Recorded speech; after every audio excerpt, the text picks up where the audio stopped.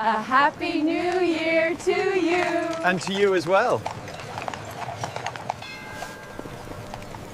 Hey guys, tonight we slip into a New Year's Eve that does not come with a glowing phone screen, a countdown live stream, or 1,000 synchronized wristwatches all agreeing on the exact same second.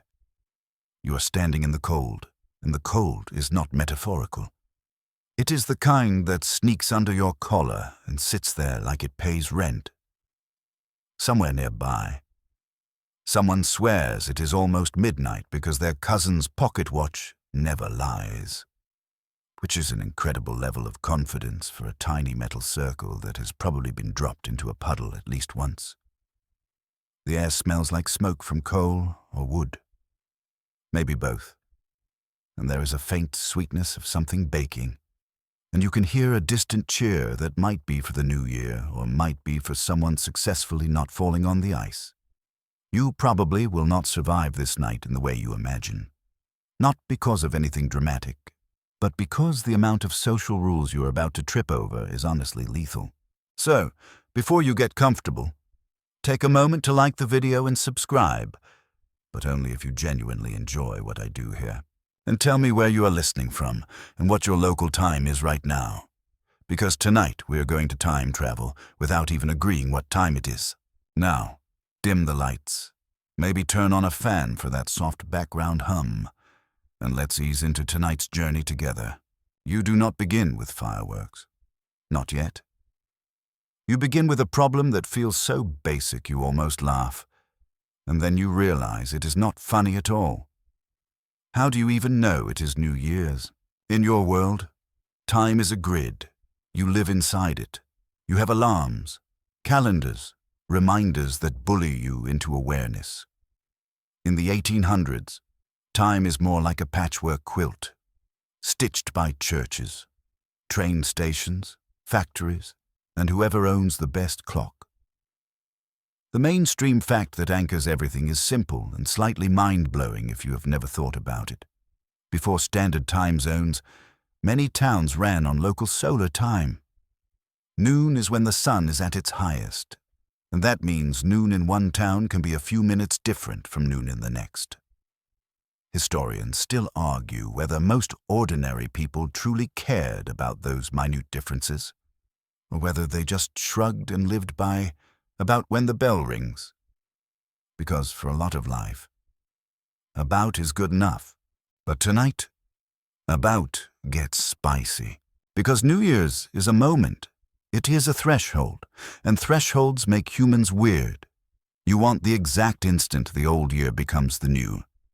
You want to stand with 1 foot in December and 1 foot in January and feel the floor tilt. Yet if you are in 1830 or 1850 or even 1870 in a lot of places, your exact instant depends on which clock you trust and which authority you recognize. That is not just a technical issue, that is a social issue. If the church bell says midnight, and the town hall clock says it is still 11:57, and your neighbor's watch says it is midnight because your neighbor wants it to be midnight, congratulations. You have discovered the early version of arguing about what time the party starts in the group chat. You make your way through a street that is not uniformly lit. Gas lamps exist in some places, in some decades, but they do not make everything bright.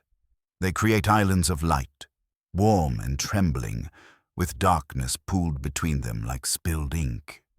In rural areas, you are mostly dealing with lanterns and candles and whatever the moon is willing to offer. You learn quickly that nighttime in the 1800s is not one big continuous visibility event. You can see, and then you cannot, which is why you walk carefully. Because one bad step and you are spending the first morning of the year explaining to someone's aunt why you are now part of the fence. People prepare for this night in a way that feels familiar and alien at the same time. Familiar because there is food and there is anticipation. Alien because the day itself can still be a working day. Some shops close early, some do not. Some households treat the evening like sacred territory, and others treat it like any other cold night where you might as well gather and talk. New Year's celebrations in the early 1800s can be quieter than the modern stereotype, especially outside big cities. But the emotional weight is already there. The year turning feels like a cosmic audit. You step into a home, and the warmth hits you like a hug you did not realize you needed. It smells like stew or roast, something heavy meant to stick to the ribs. Someone has been baking, and the air holds that toasted sugar scent that makes you instantly forgive winter for existing. In the corner, there is a clock. Not everyone has a good one. Not everyone has one at all. But when a family does, it becomes a kind of household oracle. You catch people glancing at it the way you might glance at your phone during a long meeting. They pretend they are not.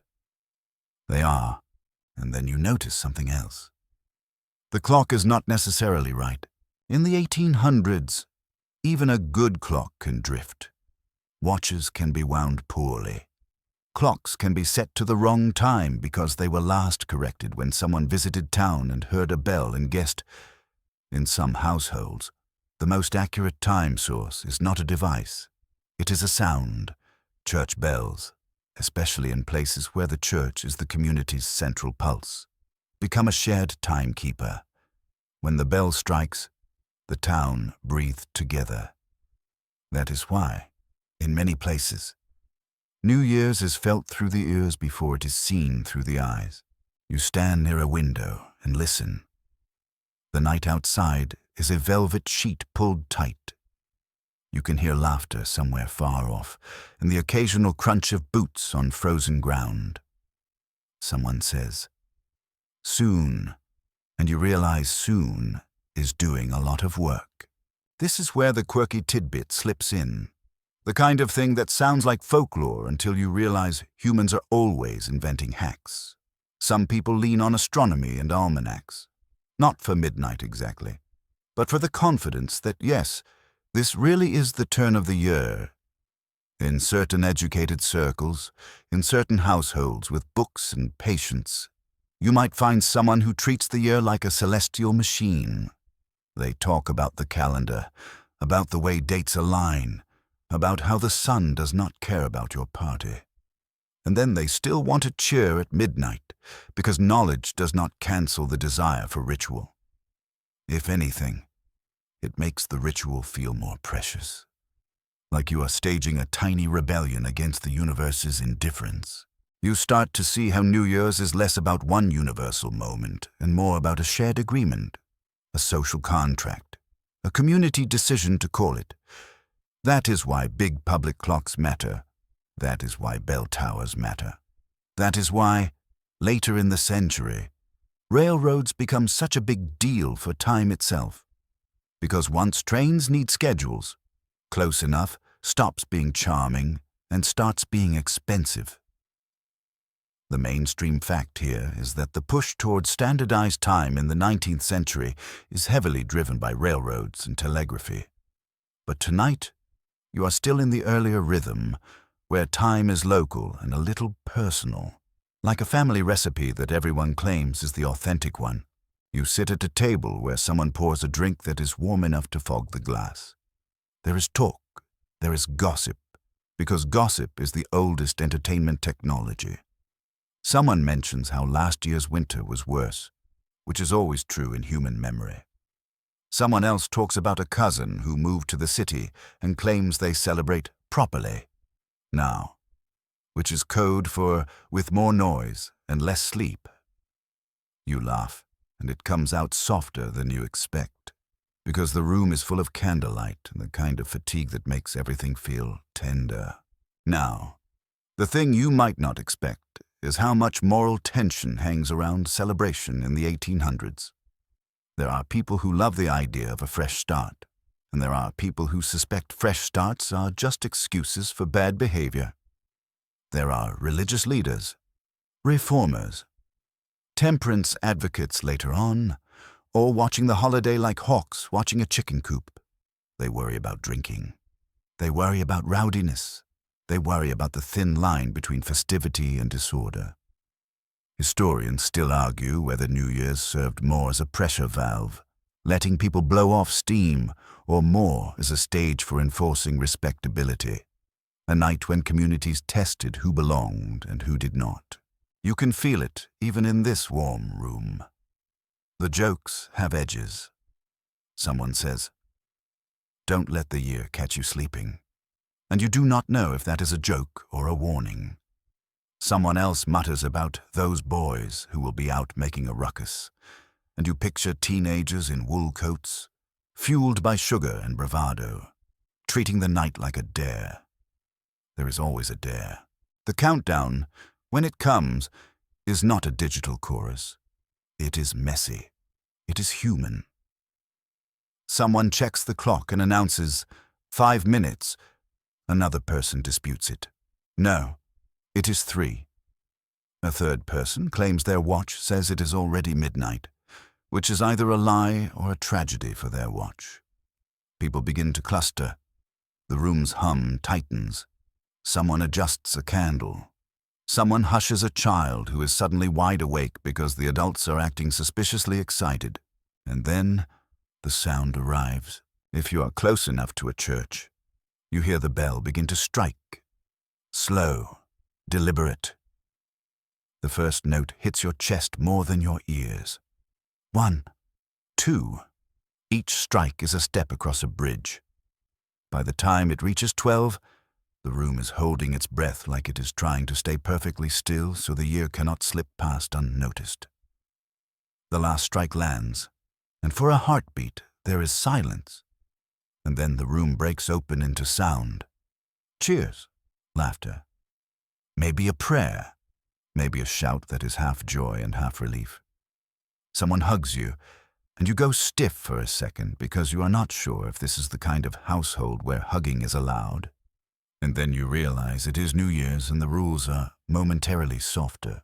Outside, you hear answering noise, a distant whoop, a slam of a door. Boots running. The town, even if it is small, has collectively agreed. It is now. You would think the moment would feel clean, like a page turning. It does not. It feels like a spill, like a wave. The old year does not vanish. It lingers in conversation. People start reviewing it instantly. Someone lists births. Someone lists deaths. Someone mentions a harvest, or a drought, or a price that changed. The past year becomes a story told out loud to make it real, to make it manageable. That is another quiet truth of these celebrations. They are not just parties. They are communal memory sessions. A child asks if the new year will be better. An adult says yes too quickly, and you can hear the uncertainty underneath. You look at the candle flames and think about how the century itself is changing. You are in the 1800s, but you are not in a single 1800s. The early decades carry one kind of rhythm, and later decades will carry another. Tonight, though, you are just here, in a room that smells like warm bread and smoke, listening to people insist, together, that time has moved forward.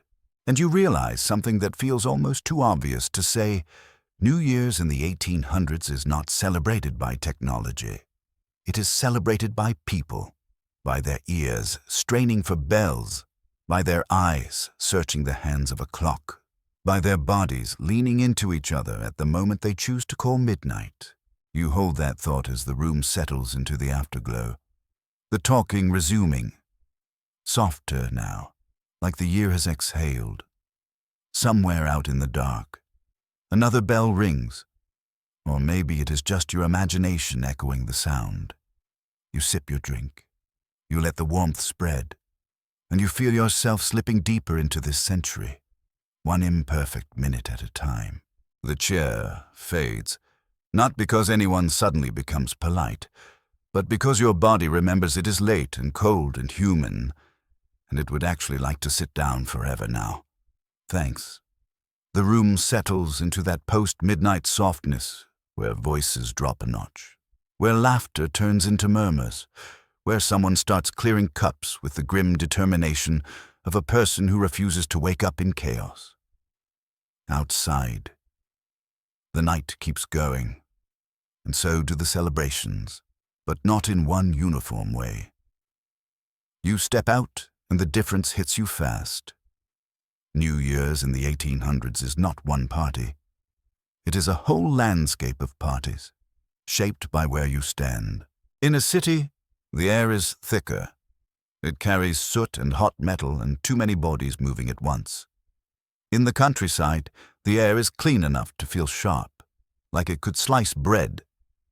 The mainstream fact you can hang your coat on is that the 19th century is an era of rapid urbanization in many places. And with that comes a new kind of public holiday energy. Cities grow denser, streets get busier, and celebrations become more visible, more communal, and sometimes more chaotic. But rural communities keep older rhythms longer.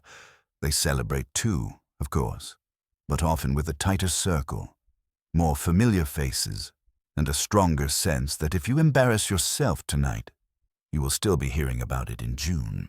You find yourself walking down a street that seems to fork into two different worlds. In one direction, there is the town center, where people drift like moths toward light. In the other direction, there are darker lanes, leading toward scattered homes and fields. And the choice you make is not just about geography. It is about the kind of New Year's you want, and the kind you can survive. You go city first, because curiosity is a dangerous personality trait, and you have it. The streets are alive with motion. Not everyone is out, but enough are out that the night feels like it is wearing boots. Some people are bundled in coats that look like they weigh as much as a small horse. Some are in finer dress, trying to pretend they are not freezing because vanity is a fuel source.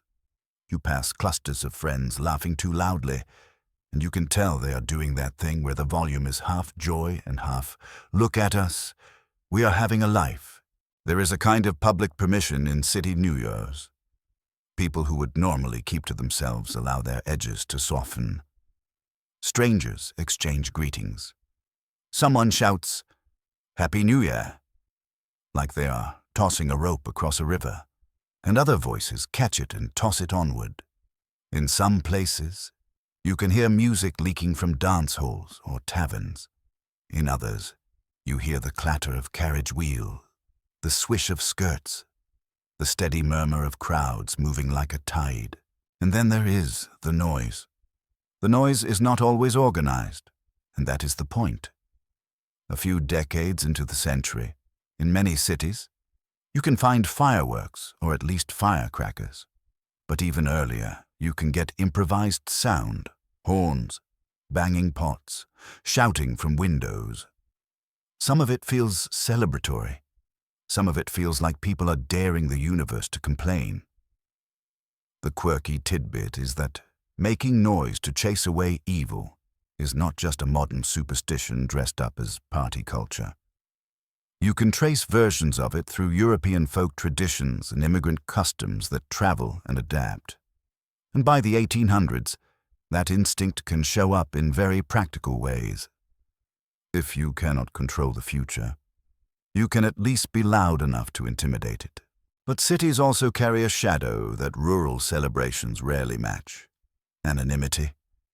In a village, everyone knows you. In a city, you can disappear into the crowd. That can be freeing, and it can be dangerous. And those two things often look identical from the outside. This is where the open debate slips in, because historians still argue whether urban New Year's celebrations in the 19th century were primarily community-building events that helped newcomers feel connected, or whether they were pressure cookers where inequality and social tension became more visible under the cover of festivity. You feel that tension in small ways. You see a well-dressed couple step carefully around a group of laborers who are laughing and jostling each other. You hear a comment, not quite whispered, about rough sorts being out tonight. The city is full of people who live side by side but not together.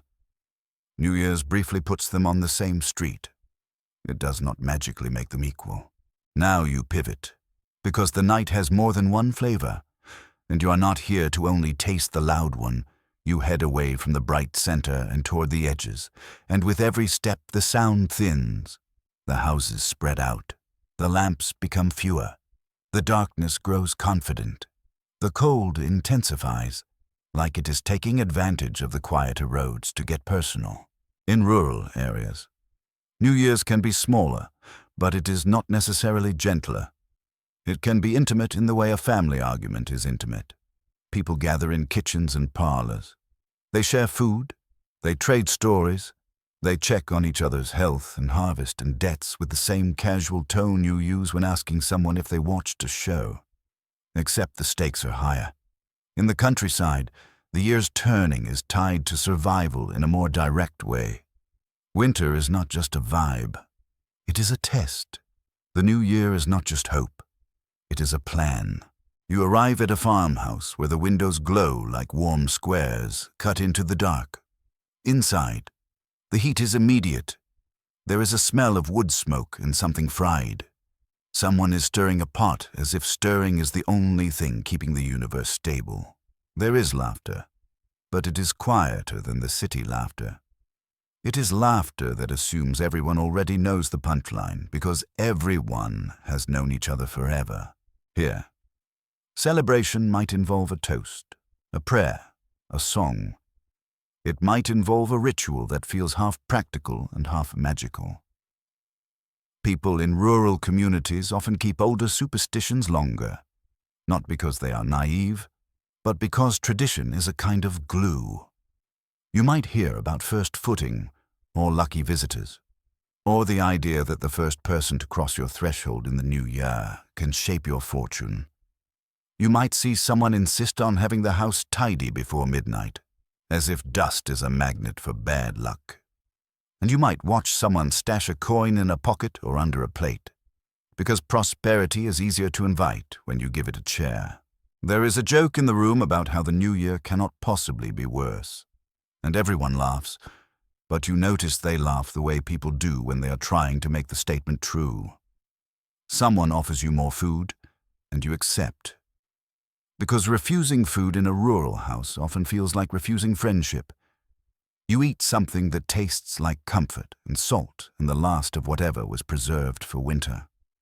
You feel your shoulders loosen, and you realize you have been holding yourself like a visitor in a museum, when really you are just another person in a room with a fire.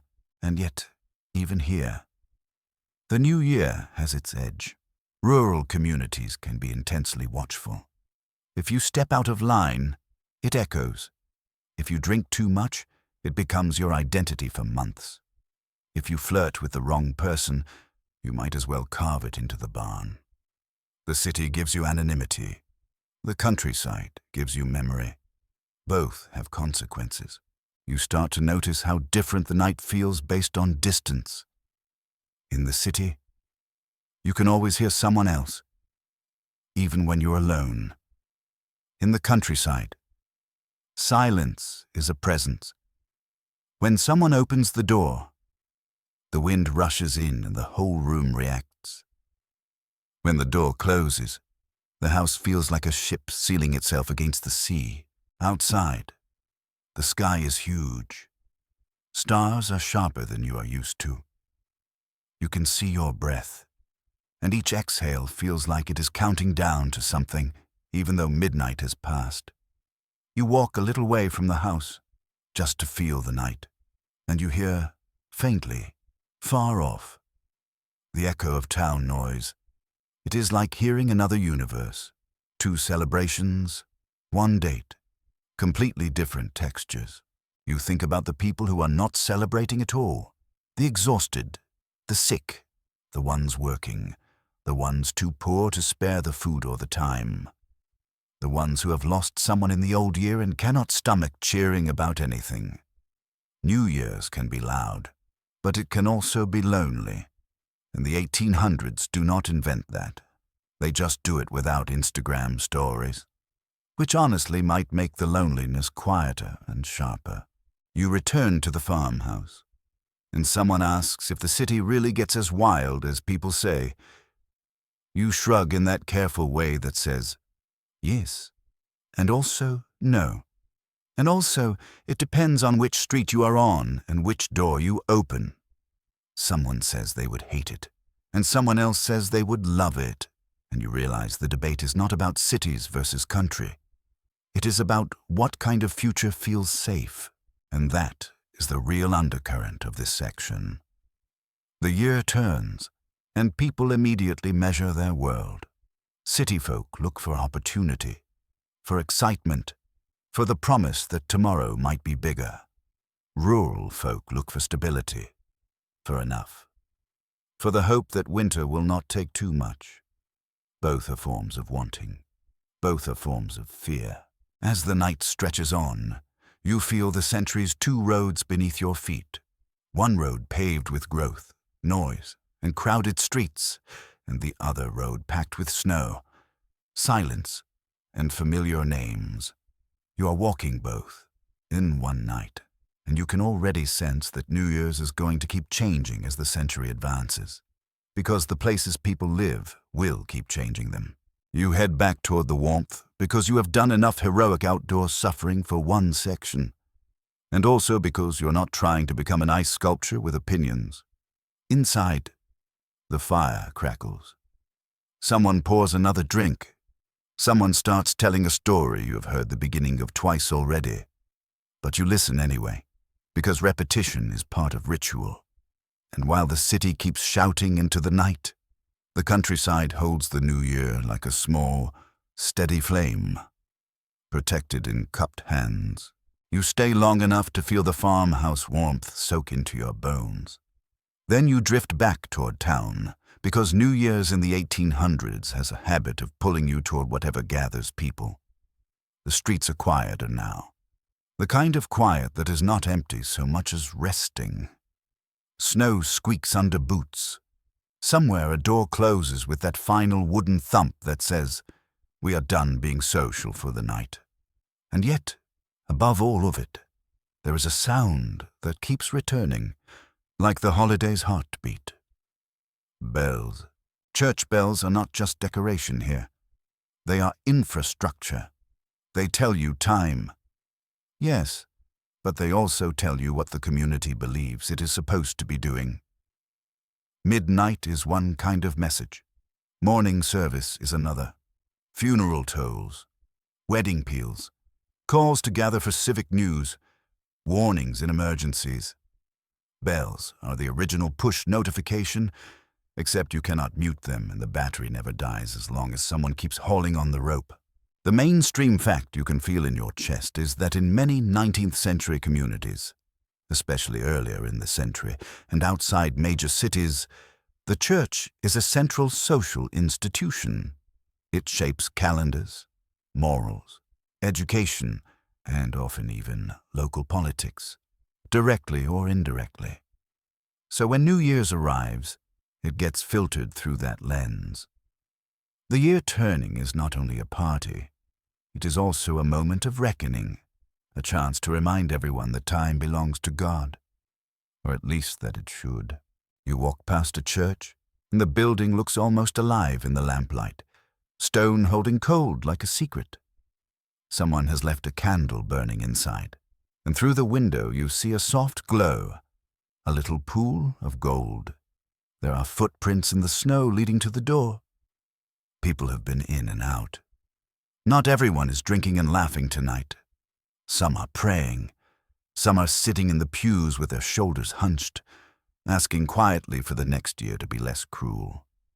The same midnight bell that makes some people cheer makes other people swallow hard. Inside the church, the air is different, cooler, drier, scented faintly with wax and old wood and whatever incense still lingers from earlier services. You hear a few murmured words, a low rustle of fabric, the soft shift of knees on a wooden kneeler. Someone looks up at you and gives a nod that is less invitation and more acknowledgement, like you have entered a space where the rules are assumed.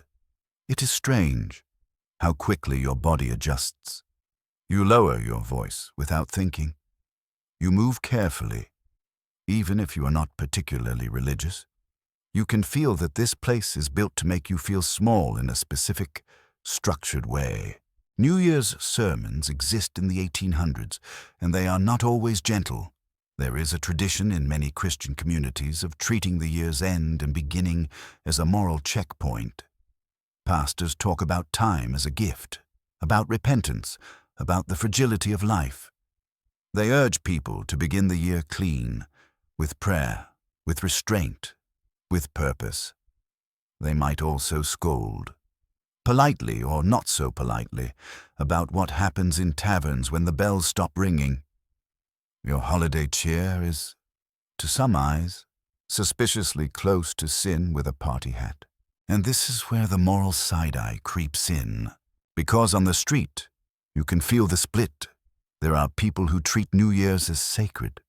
There are people who treat it as social. There are people who treat it as an excuse. And there are people who treat it as a threat, a night when disorder might erupt. In the 1800s, public order is a bigger concern than you might realize, especially in growing towns and cities where crowds can become unpredictable. The church often positions itself as the stabilizing force, the moral anchor. But not everyone appreciates being anchored. Historians still argue whether churches in the 19th century primarily moderated holiday excess and strengthened community bonds, or whether they used moments like New Year's to reinforce social control, setting standards that conveniently aligned with class expectations and proper behavior. The answer is messy, of course. Humans always are. A church can be comfort and control in the same breath. You step back outside, and the cold grabs you again, like it missed you. The town has pockets of celebration still going, but you also notice how many windows are dark.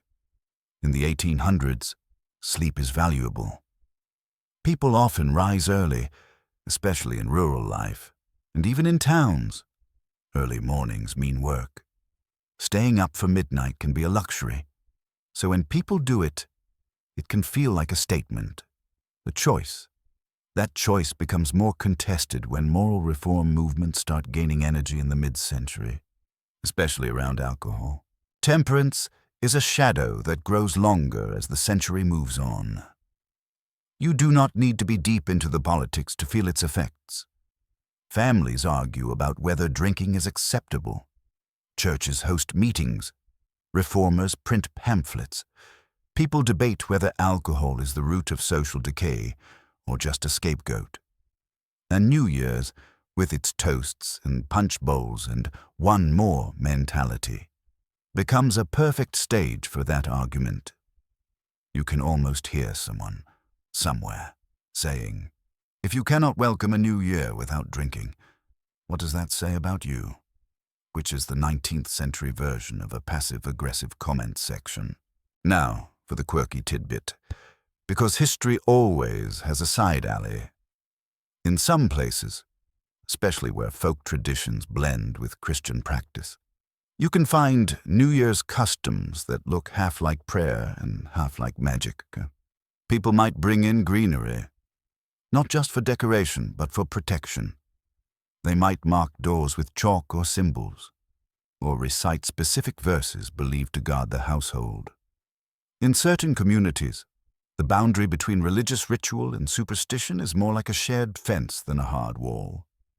People can attend midnight watch services and still, later, insist that the first thing you do in the morning matters for luck. Faith and folk practice coexist like neighbors who complain about each other but borrow sugar anyway. You wander toward a tavern, because the night is not complete without seeing the other side of the moral tug-of-war.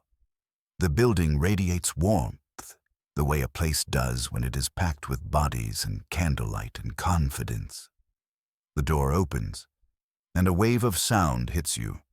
Laughter, clinking mugs, someone singing slightly off-key but with unstoppable enthusiasm. You step inside and immediately understand why reformers get nervous. Not because everyone is wicked, but because everyone is loose. The rules here are softer, and soft rules can become no rules if the wrong person decides to test them. A man raises his mug and shouts a toast that includes the new year, good health, and a joke you only half understand because it is tangled in local slang. The room roars anyway. Someone slaps someone else on the back with enough force to qualify as a medical event. You notice a few people nursing drinks quietly, watching. Not everyone is celebrating the same way. Even in here, some are drinking to celebrate. Some are drinking to forget. Some are drinking because they cannot be the one person holding a cup of water without becoming the evening's entertainment. And then, like a ghost at the edge of the room, you feel the moral gaze. It is not necessarily a literal person watching. It is the awareness that outside this tavern, someone disapproves. That disapproval can be gentle. It can be harsh. It can shape reputations. In small towns, being seen going into the tavern on New Year's might be normal, or it might be something whispered about. In bigger places, it might mean nothing. The meaning depends on the community's moral climate. You leave the tavern and the cold sobers you instantly, which is honestly very rude of the weather. You look back at the church tower in the distance, its outline sharp against the night sky. Bells and booze, prayer and punch. That is the holiday's forked tongue, and the argument continues into the morning. On January 1st, some communities hold special services, sometimes called watch night services or simply New Year's services, where people reflect, pray, sing.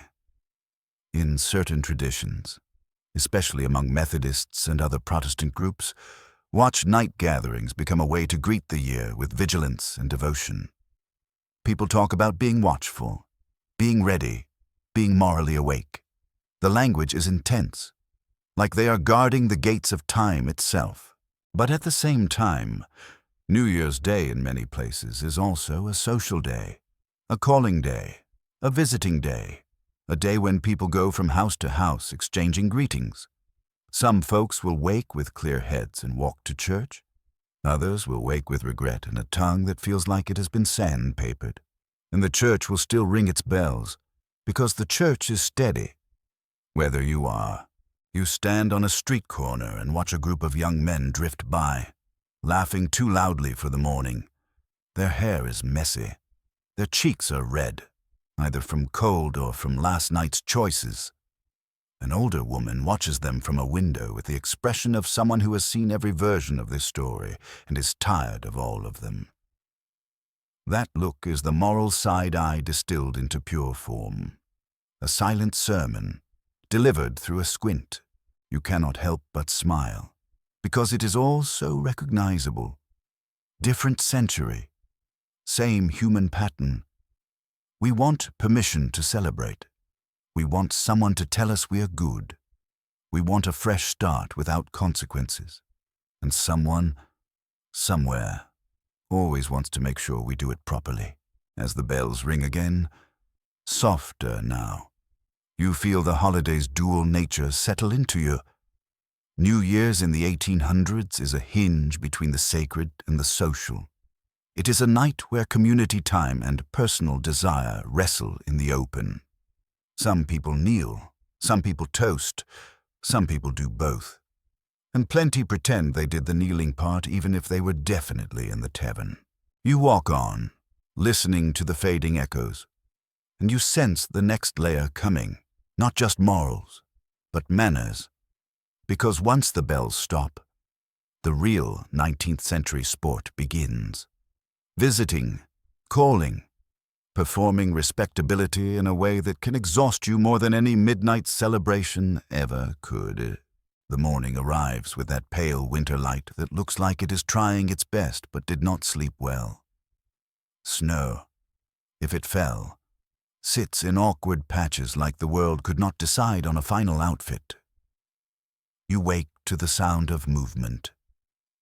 Not a roaring city movement, more like a careful domestic shuffle. Boots near the door, a kettle being set on. Someone muttering about how it is already late even though the sun is barely awake. And then you remember. It is New Year's Day, which means you're about to experience one of the most exhausting celebrations ever invented by polite society. The New Year's call. If you are hoping for a quiet day of lounging, you are adorable. In many parts of the 19th century, especially in urban and middle-class circles in North America and parts of Europe, January 1st becomes a social ritual day, a time for formal visits, greetings, and the maintenance of relationships. The mainstream fact here is that calling culture is a real structured thing. People make visits according to etiquette rules, leaving calling cards if the person is not at home, and the whole system functions as a kind of social network before social networks. Except instead of scrolling, you physically walk through slush in stiff clothes to prove you care, which, honestly, might be healthier than doom scrolling. But your feet would like a word. You dress. The clothing is heavier than you are used to. Layers that rustle and pinch and remind you that fashion used to be a hobby for people who did not have to run for buses. The air indoors is warm, but you still feel winter in the walls. Someone hands you a small stack of calling cards, and you hold them like they are tiny passports, because in a way, they are. Your name printed on a card says, "I belong to a certain world. I am a person with enough stability to have my identity turned into stationery." Now, the etiquette rules can vary by place and decade, but the vibe is consistent. On New Year's Day, men often make calls on women at their homes, sometimes as part of a broader open house tradition. Families might receive visitors for set hours, offering refreshments. Women might also make calls within their own social circles. But the public structure often leans toward men doing rounds. You can already sense the choreography. Who visits whom first, how long you stay, what you say, what you do not say, and how you escape without looking like you hate everyone. Because you do not hate everyone. You're simply cold, hungry, and secretly longing for a nap like it is a forbidden romance. You step out into the street and join the flow. You are not alone. You see other callers, recognizable by their purposeful walking and slightly strained expressions. There is a special face people make when they are doing something social out of obligation. It is a smile that looks like it was ironed. The first house you approach is tidy and bright. Inside, the foyer smells like citrus and wax polish. Someone has been working hard to make this place feel ready for inspection, because that is what it is. Gently, politely, quietly, you hand off your coat. You are ushered into a parlor that looks like it exists to be admired. Everything is arranged. The furniture is stiff. There are doilies doing their best. And then the hostess appears, and you realize she is the actual engine of this whole system. She greets you with practiced warmth. She asks after your health, your family, your travels. You answer in the safe, polished way people answer when every sentence could be remembered later. You accept a small glass of something, maybe punch, maybe sherry, maybe tea if this household is particularly moral, and you take a sip like you are tasting diplomacy.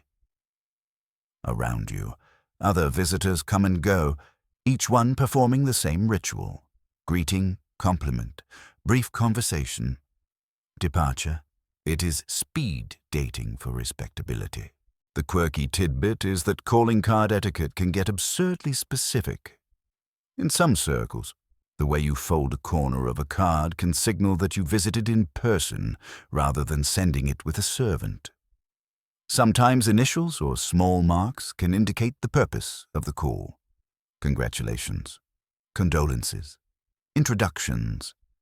There are even stories of people leaving cards in a way that communicates subtle social meaning, like a tiny paper language. Whether every household follows these codes strictly is debated.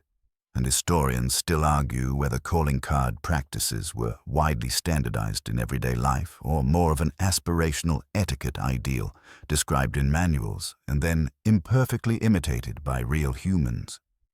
But you can feel the core truth. The card is not just paper. It is a message. It says, "I acknowledge you." And of course, that means it also says, "I can ignore you if I choose." Because this ritual is not purely friendly. It is also strategic. Calls reinforce alliances. They maintain networks. They let you be seen. They also let you measure others. Is the house well kept? Is the table stocked? Is the hostess composed? Are the daughters present? And are they dressed in a way that suggests marriage prospects? Is the conversation clever without being too clever? You realize quickly that you are inside a soft competition, the kind that never announces itself but never stops.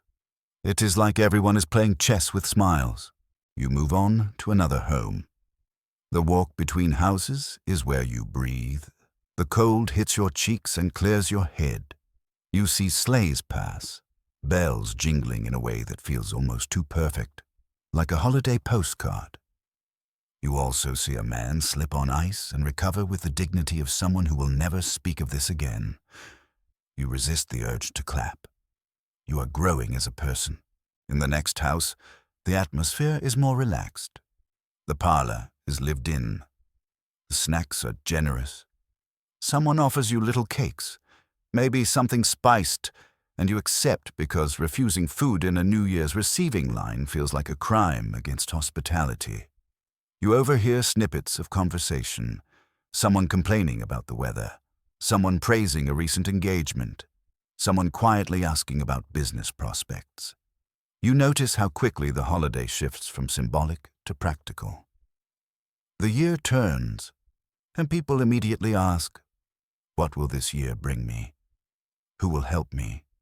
Who might hurt me? Who should I be nice to?" There is also the matter of time. Calls are often supposed to be brief. You do not linger too long, unless you are especially close or especially important. The point is to circulate, to be seen in multiple places. So you master the art of the polite exit. You stand. You express gratitude. You offer a compliment that is specific enough to seem sincere, but safe enough to not sound weird. You say you will not keep them. You leave. Repeat, repeat, repeat. By the third house, you are starting to understand why people in the 19th century could both love and dread this tradition. It is comforting, in a way. It is a structured reminder that you are part of a community. It is also exhausting. Your social battery is draining in real time, and you do not even have the option of hiding in a bathroom with your phone and pretending to text. Your only escape is the street, and the street is cold. Now, you start to see differences depending on class. Wealthier households can receive visitors with ease because they have help. Servants manage coats, trays, replenishing food. They keep the machinery running smoothly. In working-class neighborhoods, New Year's visiting might still happen, but it often looks different.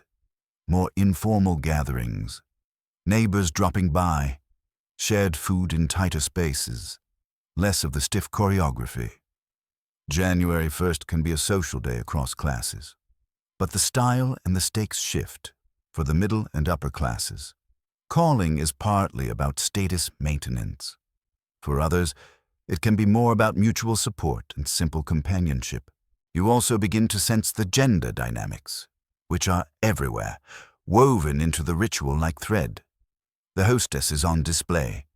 She must be gracious, composed, welcoming. Her labor is invisible because it is framed as natural feminine charm. But you can see the work in her eyes. She's been receiving people for hours. She has said the same greetings until her tongue is tired.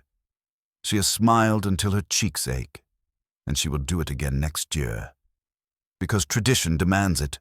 Meanwhile, the callers Often men get to perform social connection without carrying the full burden of hosting. They can move, choose, escape. Of course, they also have their own pressures. To visit the right people, to be seen, to not commit a faux pas. But the hosting is a marathon, and the hostesses are running it in corsets, which feels like an unfair game design choice. As you keep moving, you notice something subtle. The calling ritual is a form of timekeeping too. Bells told you midnight. Calls tell you morning has become day. The holiday has shifted from spiritual reflection and loud celebration into a structured reweaving of social fabric. This is how the year begins, not with a single cheer, but with 1,000 small acknowledgments. And there is, always, the possibility of embarrassment. You walk into one home and realize you have arrived at the same time as someone you have been trying to avoid. The kind of person who talks at you rather than with you. You make eye contact. They light up. You consider fleeing. You do not. You endure. This is character building. And also punishment. Another house, another tray of refreshments. You begin to taste the holiday in fragments. A sip of sweet punch here, a bite of cake there, a nut offered from a dish, a crumbly biscuit. It is like your entire day is one long, polite snack. You are basically grazing through society. By late afternoon, the light is already fading because winter refuses to let anyone have a full day. Your feet ache. Your smile feels stretched. But you also feel something else. Connection. Even in the stiffest rooms, even in the most strategic exchanges, there is real warmth. People do care. They do want to wish each other well. They do want to start the year by saying, I see you. I remember you. We are still here. That might be the secret heart of the calling card chaos. It is performance, yes. It is social maneuvering, absolutely. But it is also a ritual of reassurance. The year has turned. Time is moving. People will die. People will marry. Fortunes will rise and fall. So you knock on doors and leave small paper proofs that you are still part of one another's lives. And as the last visits taper off and the streets grow quiet again, you find yourself holding one remaining calling card. Unused. The paper is clean. Your name crisp on it. Waiting to be left somewhere. You consider where it should go. Because in the 19th century, even a simple card can carry a complicated message. You turn it over in your fingers, and you feel the next thing coming. Inevitably. Deliciously. The food. Because all this politeness has a reward, and it is usually served on a tray. By the time you finish the last polite visit, your body is basically a walking petition for calories. Your feet are sore, your cheeks are windburned, and your stomach has been surviving on the social equivalent of crumbs. You have consumed exactly 7 sips of punch, 3 bites of cake, 1 mysterious nut that might have been roasted or might have been decorative, and a biscuit so dry it briefly convinces you that you have forgotten how saliva works. So when someone says, with the casual confidence of a person who has never been hungry in their life, "Oh, you must stay. We have refreshments," your soul stands up and applauds. This is the part of New Year's in the 1800s that feels timeless. People feed each other. People show love through food. People also show status through food, which is love's slightly more judgmental cousin. The mainstream fact is that New Year's hospitality often centers around special foods and drinks. And in many communities, certain items become traditional or fashionable. Cakes, sweets, punch, sometimes oysters in particular places, and later on, more standardized party spreads as cities and markets make ingredients easier to obtain. But the details vary wildly by region, class, and decade. Your New Year's menu is basically a map of where you are and what you can afford. You step into a home that is clearly prepared for receiving guests. The table has been staged like a little edible theater. There are plates and glasses and napkins that look too good to touch. There is a punch bowl that gleams, and you can almost hear it whispering, "Make bad decisions." Someone offers you a cup, and you accept with the dignity of a starving pilgrim. The drink is sweet, maybe spiced, possibly fortified, and it warms your throat in a way that feels like forgiveness. Punch in the 19th century can be serious business. It is not just juice and vibes. It can include spirits, citrus, sugar, spices, and sometimes ingredients you do not immediately recognize because the household has a recipe passed down like a family heirloom. In a world without modern refrigeration, citrus is precious in winter. Sugar is status. Alcohol is both celebration and controversy. And the punch bowl becomes a kind of centerpiece of sociability, a communal object that gathers conversation around it like gravity. You also notice the snacks. Cakes are common, but cake is a broad category here. Some are dense and dark, heavy with dried fruit and spices.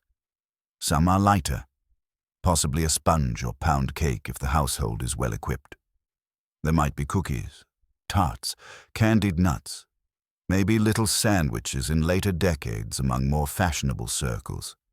Even the simplest offerings feel deliberate, because in an era when baking is more labor-intensive, putting out sweets is a real investment of time and fuel. Then someone mentions oysters, and you blink because you are still mentally stuck in the modern idea that oysters are fancy. In parts of the 19th century, especially in coastal cities and places with easy supply routes, oysters can be remarkably common. They show up in taverns, at street stalls, at social gatherings. In some urban scenes, oysters become a kind of popular snack, accessible in a way that would surprise you. The mainstream fact embedded here is that 19th century oyster consumption in places like New York becomes huge, supported by abundant oyster beds and a booming trade, before overharvesting and pollution later degrade supplies. So yes, you might genuinely be offered oysters at a New Year's gathering. And you have to pretend you are not impressed, because everyone else is acting like it is no big deal. You take one, if you dare. It is briny, cold, alive with the sea. It tastes like winter water and stubbornness. Someone grins at you as if this is a test. You pass? Mostly. Now, the quirky tidbit. 19th century cookbooks and household guides can include recipes and tips that sound like they were written by someone who has never tasted food but has strong opinions about it. You might encounter receipt books that instruct you to add ingredients in ways that are wonderfully vague. A teacup of sugar, butter the size of an egg, spice to your liking, which is charming until you realize your liking might include a quantity of nutmeg that makes your tongue numb. There are also concoctions and tonics that blur the line between festive beverage and medicinal experiment. Some people serve hot drinks spiked with spirits under the logic that warmth plus alcohol equals health, which is not exactly scientific. But you can see why it feels convincing when your nose is freezing. And then there is the very practical reality. In the 1800s, food preservation is everything. Winter tables reflect what can be stored: dried fruits, pickles, cured meats, root vegetables, preserves. So New Year's feasts can highlight what has survived the season so far.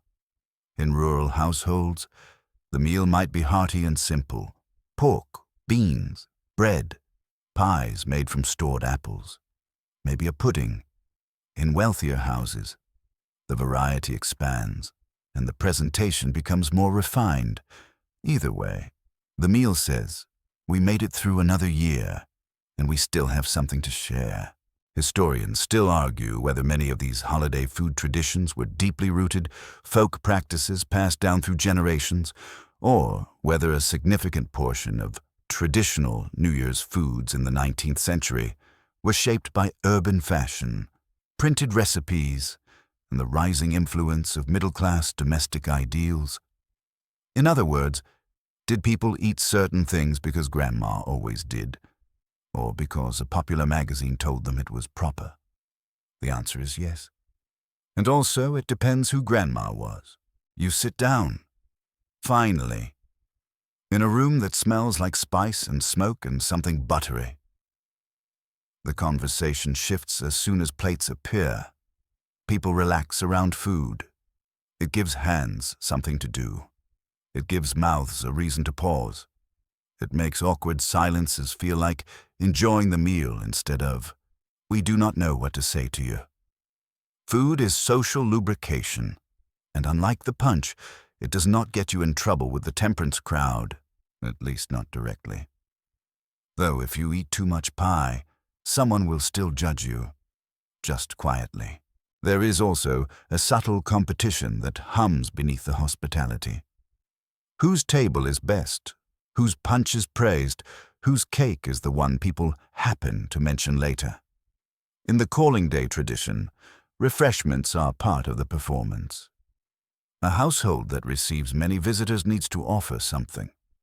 Offering nothing can be interpreted as stingy, or poor, or simply not trying. Offering too much can seem like showing off. Offering the right amount, the right quality, the right style, is an art. You watch a hostess accept compliments about her baking with the practiced modesty of someone who has absolutely been waiting for these compliments all day. She says, "Oh, it is nothing," while her eyes say, "Yes, tell me more." Another guest asks for the recipe. The hostess hesitates for half a heartbeat, the way people do when they are deciding whether to share power. Then she shares a version, or she shares a recipe that is missing one crucial step. Because the 19th century is not immune to petty sabotage. You keep your face neutral, but inside you are screaming. She just gate-kept nutmeg. In a more working-class setting, the hospitality might look different, but the heart is the same. A neighbor drops by with a small loaf or a bit of meat. Someone shares a pot of stew. Children are given sweets if there are sweets to spare. The celebration is less about impressing and more about supporting. Food becomes a form of mutual aid. In hard winters, that matters. A shared meal can literally be survival. You also notice how alcohol weaves through all of this, sometimes openly, sometimes discreetly. Some households serve punch with a wink. Others serve tea and pretend they have never heard of spirits. Some serve both, because they are hedging their bets. The respectable visitors can have tea, the fun ones can have punch, and everyone can stop pretending for 5 minutes when the door closes. If you stay in one home long enough, you might see the evening shift again. The day's formal calls end, and the household gathers with closer friends or family. The food becomes less display and more comfort. Leftovers appear. Someone brings out a heavier dish. The punch bowl is refilled, or quietly put away depending on who is present. Children grow sleepy and cling to skirts. Adults talk more openly. The holiday becomes private again. Like it started. You take another bite of cake, and you realize how much of this holiday is built around senses. The smell of baked sugar, the sting of cold air, the weight of wool coats, the warmth of drink, the sound of bells. The 19th century celebrates New Year's through the body, because there is no other way. You cannot project it onto a screen. You have to live it in your hands and mouth and feet. And then, as you sit there with crumbs on your plate and warmth in your chest, you overhear someone mention a superstition about what you eat shaping your fortune, a coin baked into bread, a particular meat for luck, a certain dish for prosperity. You laugh softly, because humans will always try to bargain with the future. We cannot stop ourselves. We chew and swallow and hope. Outside, the wind moves through bare branches.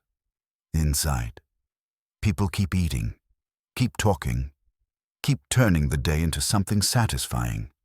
And you realize that the next layer of celebration is going to get personal. Because after food comes the stuff people whisper about, tease about, and pretend they are above. Kissing, courting, and the strange little luck rituals that make the year feel negotiable. You leave the table with that specific kind of fullness that makes you feel both grateful and slightly betrayed by your own waistband. The room is warm, the candles have burned lower, and people have settled into that sweet spot between polite conversation and real conversation. This is the hour when the older folks drift toward comfortable chairs and the younger folks drift toward corners, doorways, and anywhere they can pretend they are just getting some air, while absolutely not just getting some air, because New Year's has a reputation to uphold, and reputations in the 1800s are basically a second skeleton you carry around at all times.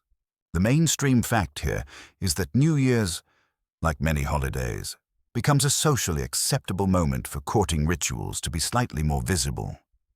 Not wild, not scandalous, but visible enough that people can test the waters under the cover of tradition. Social events, calling days, dances, and evening gatherings give young adults structured opportunities to interact, and the year's turning adds an emotional charge. It feels like permission to say what you did not say in October. It feels like a chance to begin something new without admitting you have been thinking about it for months. You watch it happening in real time. A young man offers to refill a cup for a young woman who clearly does not need refilling. She accepts anyway, because the cup is not the point.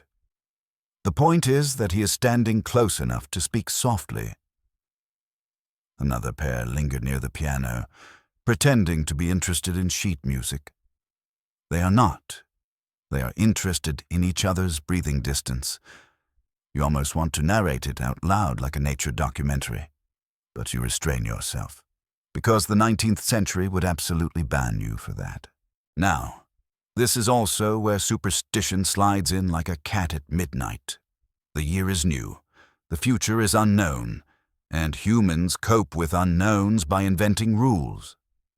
Some of these rules are old folk beliefs.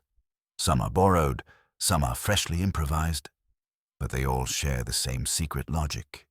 If you do the right little thing at the right little moment, maybe the big scary future will behave. The most famous one, the one you can practically feel hovering over the room, is the idea of a New Year's kiss. The specifics vary by culture and time, and it is not universally practiced the way people assume today. But you do find traditions in which a kiss at the turn of the year is tied to luck, affection, and social bonding.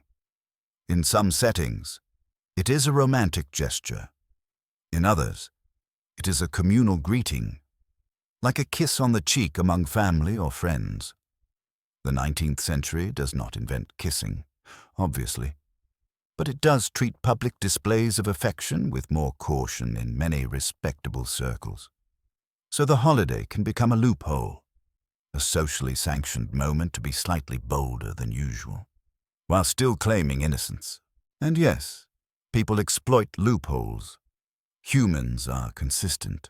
The quirky tidbit is that New Year's can also be associated with all kinds of fortune-telling games and love divinations, especially among young people, and especially in places where folk customs remain strong. You might see girls peeling apples and tossing the peel over a shoulder to see what letter it forms, supposedly the initial of a future spouse. You might hear about burning a nut and interpreting the way it pops as a sign of passion or disappointment. You might find people reading tea leaves or interpreting dreams. Even if the older generation rolls their eyes, the younger ones often treat these games as half joke, half hope. Because laughing at superstition is a safe way to admit that you care about the outcome. Historians still argue whether these love and luck rituals should be understood mainly as harmless entertainment within constrained social environments, or whether they served as meaningful tools for young people, especially young women, to express desire and anxiety in a society that limited direct conversation about romance. In other words, is it just a game, or is it a coded emotional language?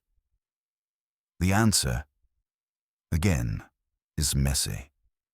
A game can be a game and a confession at the same time.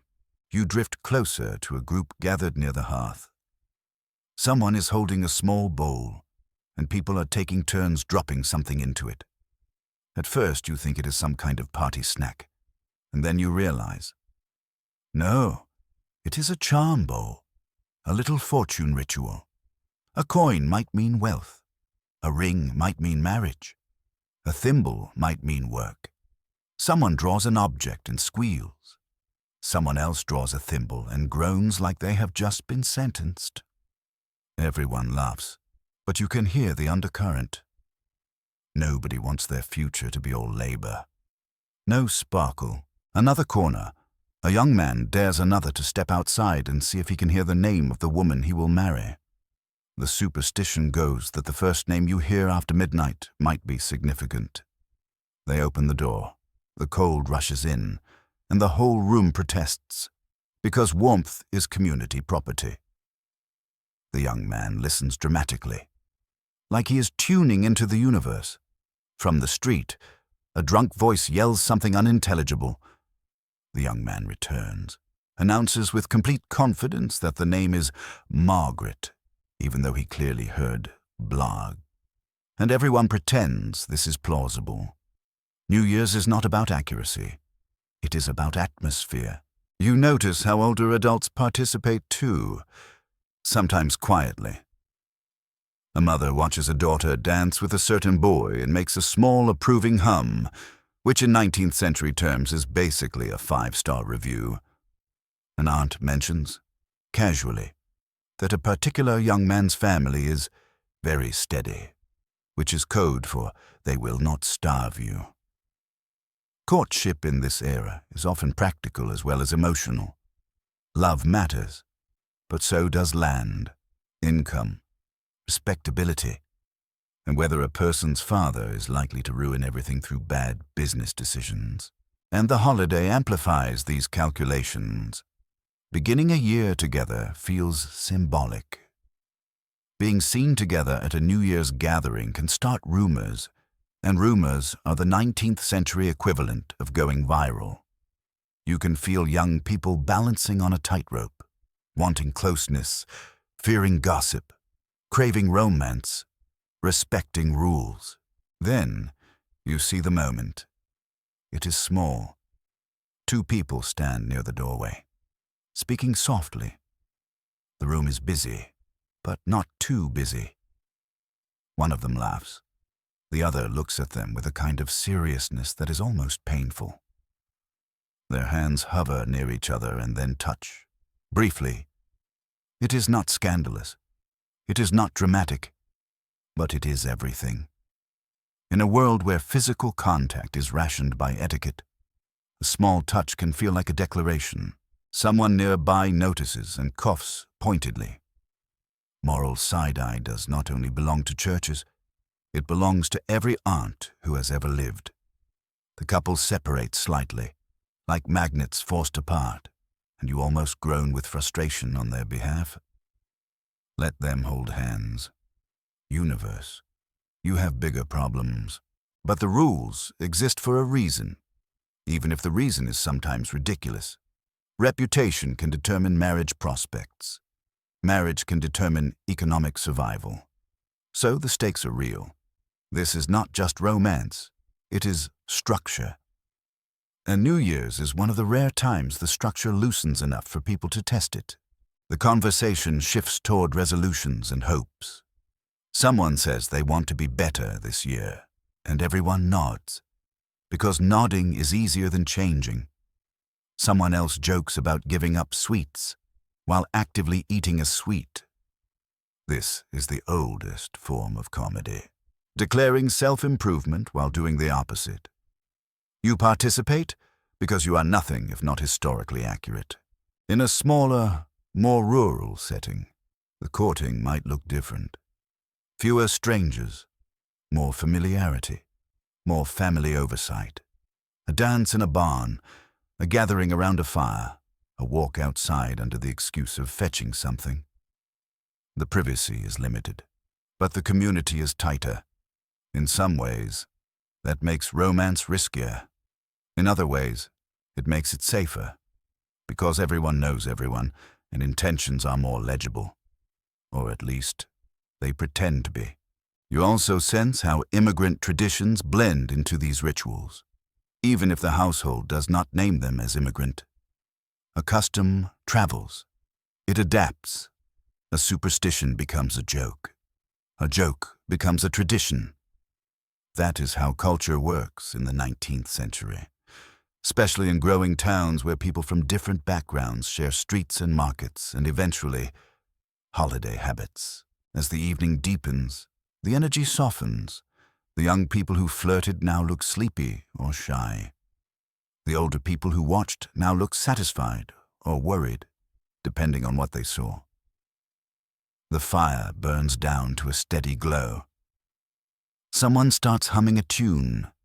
You feel the holiday shifting again, away from public display and toward private comfort. And still, the future hangs there, invisible but heavy. That is why the superstitions matter. That is why the kisses matter. They are tiny attempts to make the unknown feel like it has edges you can touch. You stand near the window and look out at the dark street. Somewhere, far off, someone laughs. Somewhere else, someone prays. Somewhere. Two people walk close enough that their shoulders bump, and they pretend it was an accident. New Year's in the 1800s is full of these small gestures, these coded movements, these little hopeful cheats against fate. And you can feel the next thing coming. Because once people have eaten, flirted, and tested their luck, they need entertainment. Something to do with all that bottled-up winter energy. Something that lets them laugh without risking reputation too much. So you turn back into the room, toward the parlor, toward the games. The room has that late-night glow now. The kind where candlelight makes everyone look slightly kinder and slightly more dramatic. Like you are all starring in a very slow, very cozy stage play. The flirting has cooled into quiet glances. The food has settled into your stomach with the confidence of a brick. The adults are in that mood where they want entertainment, but they also want it to be respectable entertainment, which in the 1800s basically means it must be fun while pretending it is improving your character. So someone suggests parlor games. And suddenly, the entire house becomes a theater, and you are drafted. The mainstream fact is that parlor games are a major form of home entertainment in the 19th century, especially among the middle classes, because they fit the era's domestic ideal, the home as the center of social life, morality, and leisure.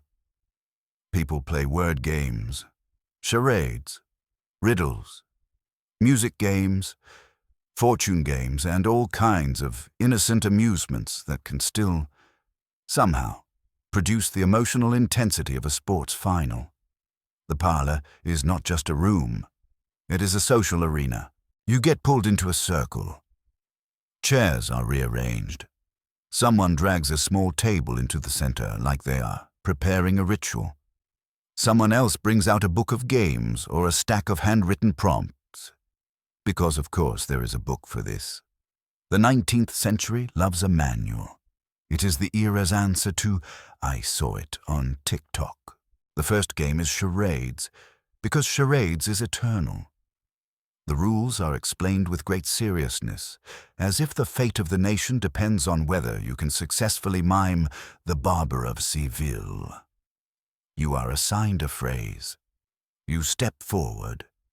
You immediately realize that your entire body is now a public instrument, and you do not know how to play it. You start gesturing wildly, trying to indicate something.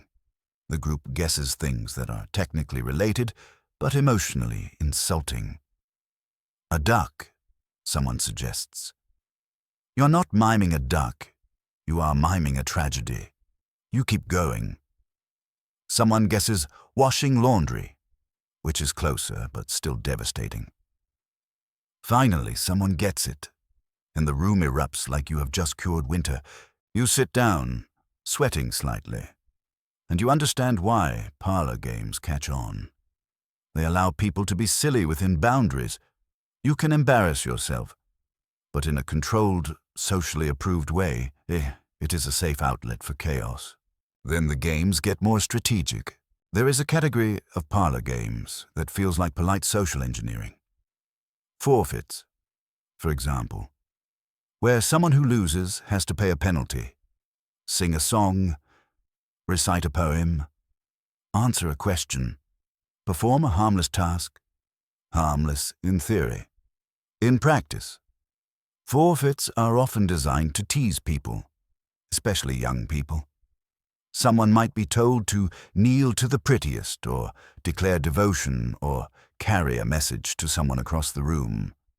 It is basically flirting with plausible deniability. If someone blushes, it is just the game. If someone refuses, they are being rude. It is genius, in a slightly evil way. The quirky tidbit is that some parlor games of the era are openly fortune-based, especially around holidays. Like drawing lots, oracle books, or games where you pull a slip of paper predicting your fate. There are novelty fortune devices and playful divination traditions that show up in social gatherings. A bowl with objects, as you saw earlier, or a Wheel of Fortune style spinner in later decades, or rhyming prophecies written on paper. Sometimes the fortunes are sweet. Sometimes they are sarcastic. Sometimes they are pointed enough that you suspect the person writing them had a personal grudge. Imagine being roasted by a piece of folded paper on New Year's. You laugh. But you also check whether the paper is lying, because you are still human. Historians still argue whether parlor games mainly served as innocent entertainment that reinforced social cohesion, or whether they also functioned as subtle training grounds for manners and gender roles, teaching people how to speak, perform, flirt, and compete within accepted limits. When you watch a room full of people negotiate turns, handle embarrassment, and perform wit under pressure, you can absolutely see the training argument. You're basically in a workshop called How to Be a Person in This Society. And admission is mandatory. The next game is a word game, and it becomes shockingly intense. Someone picks a category, like things found in a kitchen, and you have to name an item quickly without repeating what has been said. It is the 19th century version of a party game that destroys friendships. The pace speeds up. People trip over their own tongues. Someone says spoon with the desperation of a person trying to save a sinking ship. Someone else blanks, panics, and blurts cow, which is not in the kitchen unless you are doing something very farm to table. Everyone laughs. The tension breaks. You realize these games are not only entertainment, they are emotional rhythm. They build and release pressure like waves. At some point, music enters. Someone sits at the piano, and the room adjusts around them, because live music is still a common part of social gatherings. You do not just press play, you play. Someone sings. Someone else joins in. The singing is not always good, but it is earnest, and earnestness counts for a lot in candlelight. There is a moment where everyone is humming together, and you feel the holiday's warmth in a new way. This is community. This is shared breath. Then comes the party theater part, the games that require performance and creativity. Someone suggests a tableau, where people pose in a frozen scene, like a living picture, and others guess what it is. It sounds simple. It is not. People argue about what scenes are appropriate. Someone wants to depict something dramatic. Someone else insists on something moral. Eventually, the group settles on a scene from a popular story or a historical moment everyone recognizes. They arrange themselves, faces solemn, hands posed, bodies stiff. Someone whispers, "Don't move," like they are directing a sculpture. The room studies them. Someone guesses wrong and is mocked gently. Someone guesses right and is treated like a genius. You notice how much of this depends on shared cultural references. In a household that reads, games draw from literature, theater, history, the Bible. In a household that is more working class or rural, references might come from local stories, songs, trades, and practical life. The content changes, but the structure stays. People want to play with meaning. They want to make the familiar into a puzzle. And of course, there is always one person who takes the games way too seriously. Every group has them. In the 1800s, they are the person who insists the rules must be followed exactly, who corrects everyone's pronunciation, who complains that charades should not include sounds, who somehow turns a parlor into a courtroom. They are exhausting. They are also part of the ecosystem. Without them, the chaos might become real chaos. With them, everyone bonds by quietly rolling their eyes together. Community is sometimes built by shared annoyance. As the night wears on, the games change again, drifting toward quieter amusements, riddles, storytelling, maybe even reading aloud from a book or newspaper. The energy becomes softer. People yawn openly now. Children, if they are still awake, are curled like cats on chairs. Adults speak in gentler tones. The fire is lower, more glow than flame, but you still feel the aftertaste of the earlier games, the laughter, the quickened pulse, the little bursts of embarrassment that turned into bonding. In a century where entertainment can be limited by darkness, weather, and distance, parlor games are a technology of togetherness. They require nothing but people and time and a willingness to look slightly ridiculous. And New Year's is the perfect excuse to let yourself be ridiculous. You also realize something subtle. These games are not just filling time, they are shaping memory. Years later, someone will say, "Remember that New Year's when you acted like a duck?" And you will have to live with it. Holiday rituals create stories, and stories are the glue of relationships. You glance at the clock, because now you have become that person, the person who checks time in the middle of a party. The hands move steadily. The new year is no longer brand new. It is already settling into its role as the present, and you sense the next shift coming. Because outside this house, beyond this parlor, there is another kind of entertainment and another kind of storytelling, the newspapers, the predictions, the public voice of the age. People will read tomorrow what they did tonight, or at least they will read what someone claims they did. And the way a society talks about New Year's can tell you almost as much as the way it celebrates it. So you let the games wind down.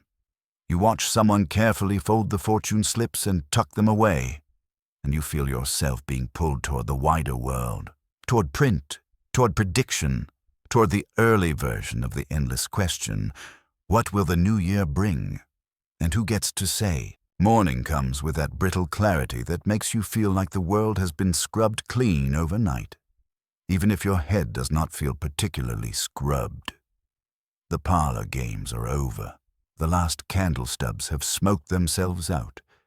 People have gone home or collapsed into beds with their shoes still on, which is either tragic or impressive, depending on your age.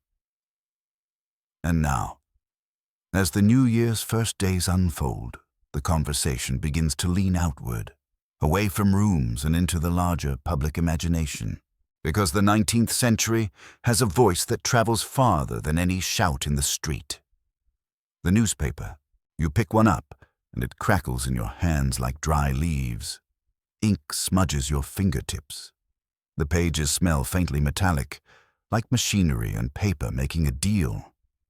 In the 1800s, newspapers expand massively in reach and influence, especially as printing gets cheaper and distribution networks improve. That is the mainstream fact.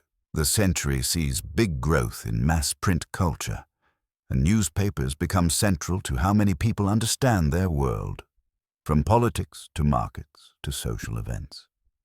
They also become central to how people understand themselves, which is where New Year's turns into content. And yes, content is the right word, because the end of the year is when editors and writers get reflective, dramatic, and sometimes hilariously confident. You scan the columns. You find year-end summaries, lists of notable events, weather extremes, deaths of prominent figures, major crimes, wars, inventions, scandals. It is the 19th century version of top 10 moments of 18 whatever. The tone can be moralizing, triumphant, mournful, or all three in the same paragraph. Some papers speak like they are lecturing the reader from a pulpit. Others speak like they are gossiping over a fence. Either way, the year becomes a story with a beginning, middle, and end, packaged for people to consume with breakfast. Then you hit the predictions. Newspapers, magazines, almanacs, and pamphlets love the new year because the new year is a blank page, and humans cannot resist scribbling on blank pages. You find bold claims about economic prospects, political changes, disease outbreaks, the likelihood of war, the promise of peace. Some are based on sober analysis. Some are basically vibes dressed as certainty. The quirky tidbit is that you also find prophecies and playful forecasts that blur into entertainment, sometimes referencing astrology or popular fortune-telling traditions. Some publications print tongue-in-cheek predictions that are meant to amuse, not inform. Others print earnest astrological calendars or almanac-style guidance that people genuinely consult. Because the line between science, folk knowledge, and wishful thinking is still being negotiated across the century. You can almost hear a reader in 1840 or 1870 leaning back in a chair, tapping the page, saying, "Well, they say the year will be prosperous," as if the paper itself has magical authority. And honestly, sometimes the paper does have authority, because it shapes how people talk. If a newspaper declares that the city is entering a new era, that phrase gets repeated. If it frames last year as a year of trials, people adopt that language. Print does not just report a reality. It helps manufacture the mood of reality. Historians still argue whether 19th century newspapers primarily reflected public sentiment around the new year, or whether they actively constructed it by offering frameworks for optimism, fear, moral reform, and national identity. If you read enough papers from different places, you can see both. A paper is a mirror, but it is also a stage light. It shows, and it directs attention. And then there are the social notes. Depending on the city and the paper, you might find mentions of who hosted receptions, who attended balls, who received callers, who wore what. The level of detail can be insane. It is like society reporting itself to itself. In some places, this is exactly what people want. They want to see their world documented. They want their name in print. They want confirmation that their social standing is real and visible. In other places, the coverage is more general, focusing on public events and civic messages. But even when names are absent, the paper often carries a sense of what proper New Year's behavior looks like. It can celebrate charity, condemn drunkenness, praise family life, call for moral renewal. It is basically giving you resolutions before you even write your own. You notice something else. Newspapers love numbers. They love totals. They love lists. You read about how many ships came into harbor, how many fires happened, how many arrests were made, how many marriages occurred. The year becomes a ledger. It is comforting, in a way. Numbers make chaos look manageable. If you can count it, you can pretend you control it. But the paper also carries fear. This is the century of political upheaval, industrial change, migration, wars, reform movements, epidemics, and technological leaps that outpace old social structures. So New Year writing can pulse with anxiety. Some editorials warn about moral decline. Others warn about economic instability. Some predict progress and invention. Others predict doom. It is a buffet of moods. And you realize humans have always started the year by asking the same two questions. Will I be okay? And will the world be okay? You fold the paper and walk outside.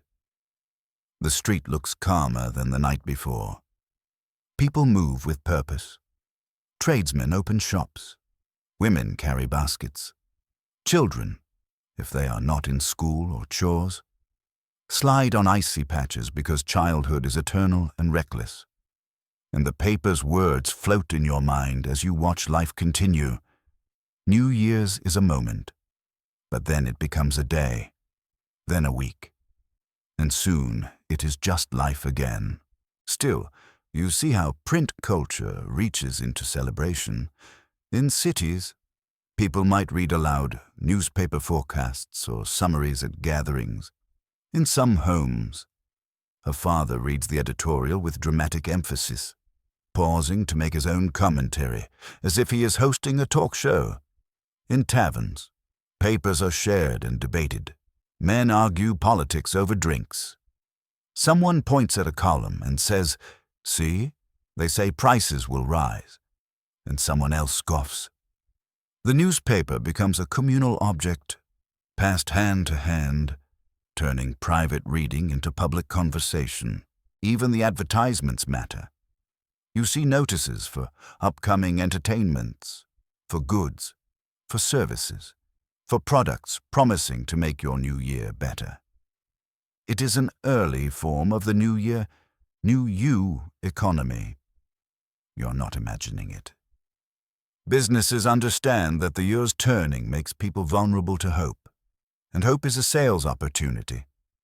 There are ads for clothing, for household items, for remedies, for books. Some of the remedies are suspicious. You read a claim that something can cure everything from nervousness to indigestion. And you have to remind yourself that regulation is not exactly robust yet. The 19th century is a wild place to have a headache. The deeper you go into the century, the more connected this print world becomes to technology.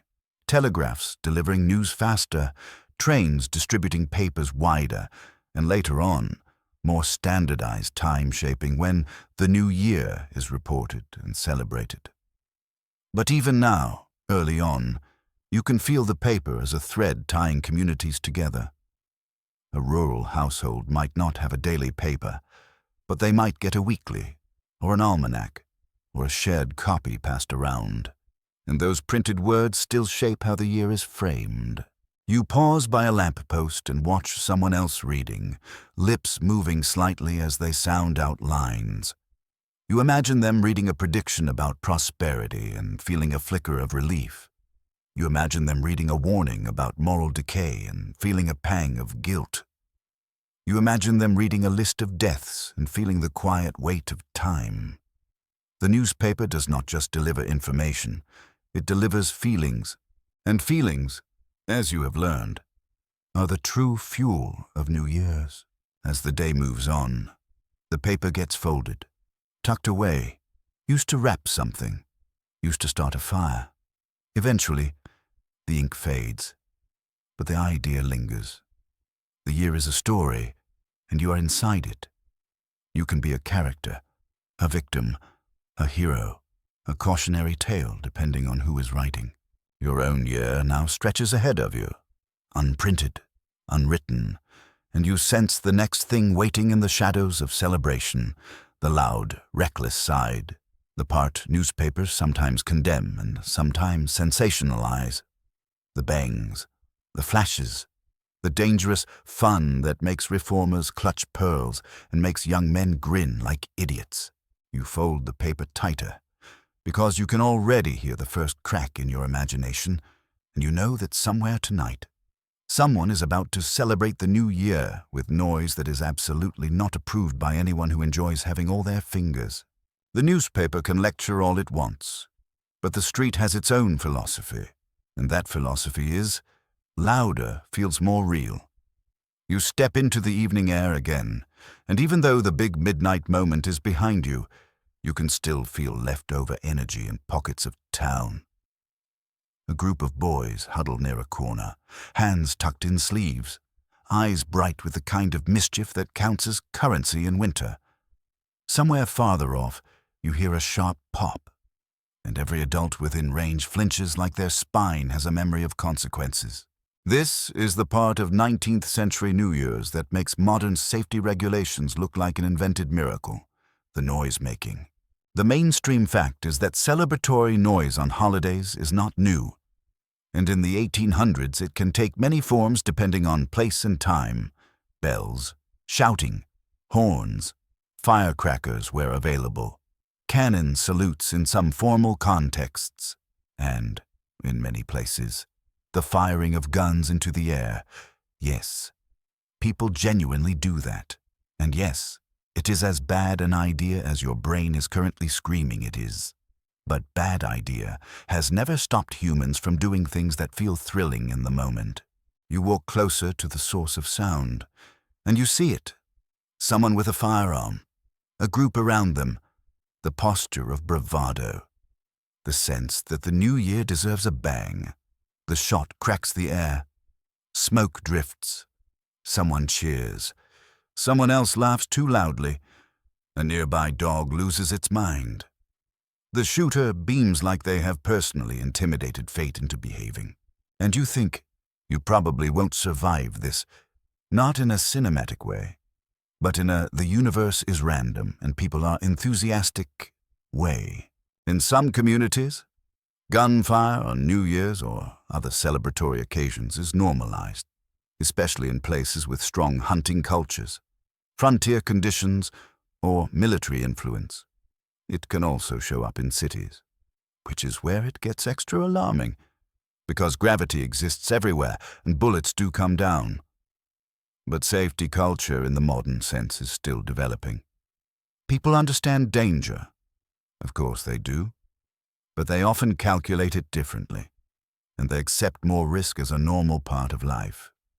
In a world where workplace accidents, fires, disease, and transportation mishaps are common, a little celebratory chaos can feel like just another roll of the dice. Fireworks and firecrackers also appear, depending on region, trade routes, and era. In places with immigrant communities from cultures that bring firecracker traditions, you can find loud paper-wrapped bursts used for celebration and warding off spirits. In other places, fireworks are rarer or more expensive, reserved for official events rather than private use.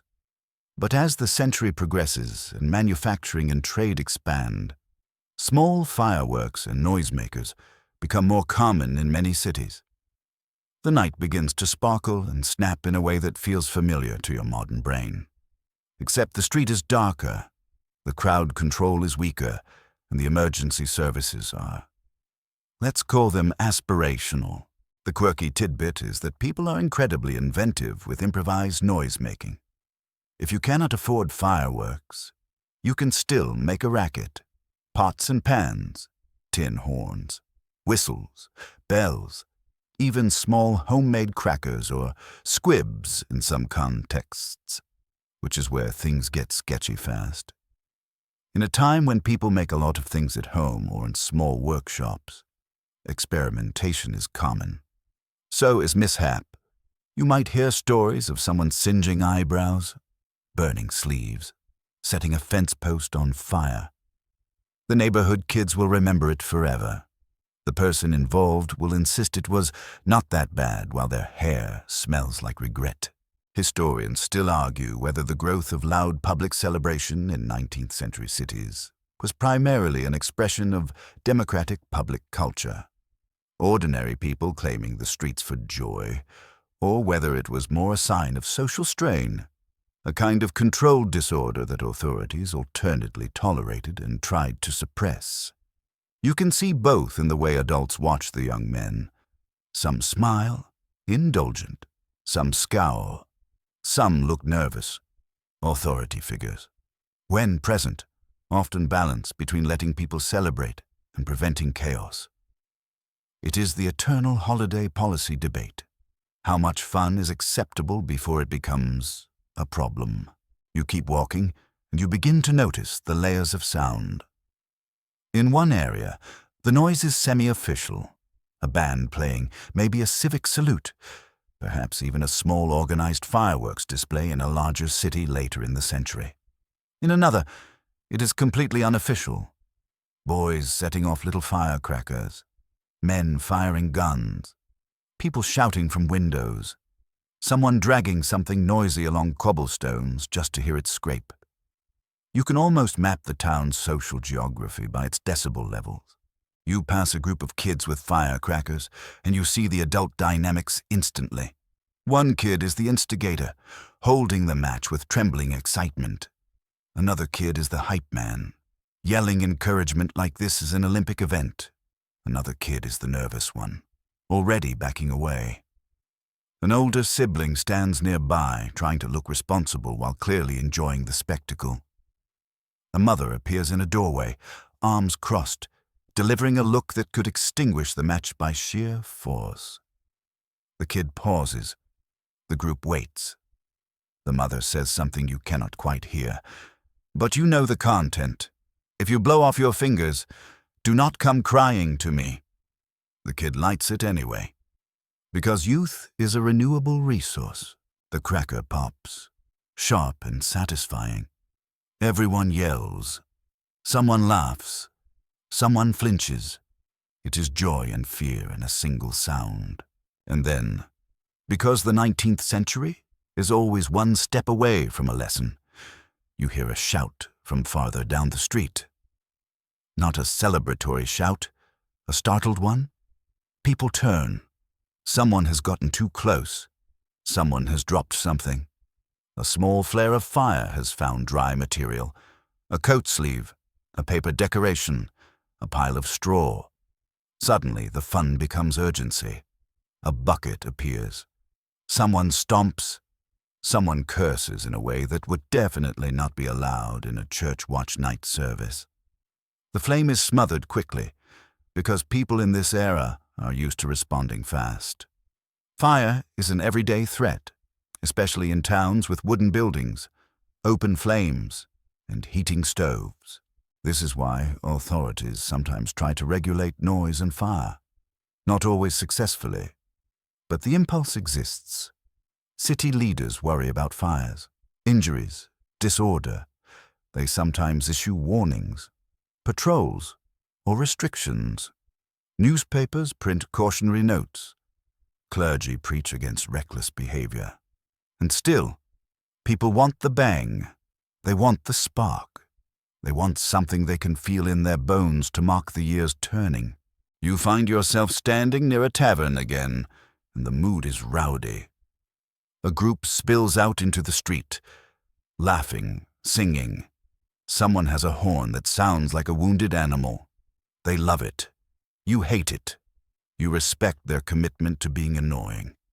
They shout Happy New Year at strangers, and some strangers shout back, and some hurry away. The holiday is a magnet for extremes, friendliness and aggression, generosity and foolishness. If you go farther out, toward a military post or a place with formal civic rituals, you might hear a cannon salute. That sound is different. It is deeper, heavier, like the sky itself flinched.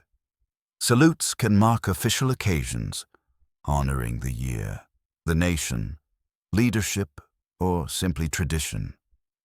In such contexts, noise is not just fun. It is power. It is ceremony.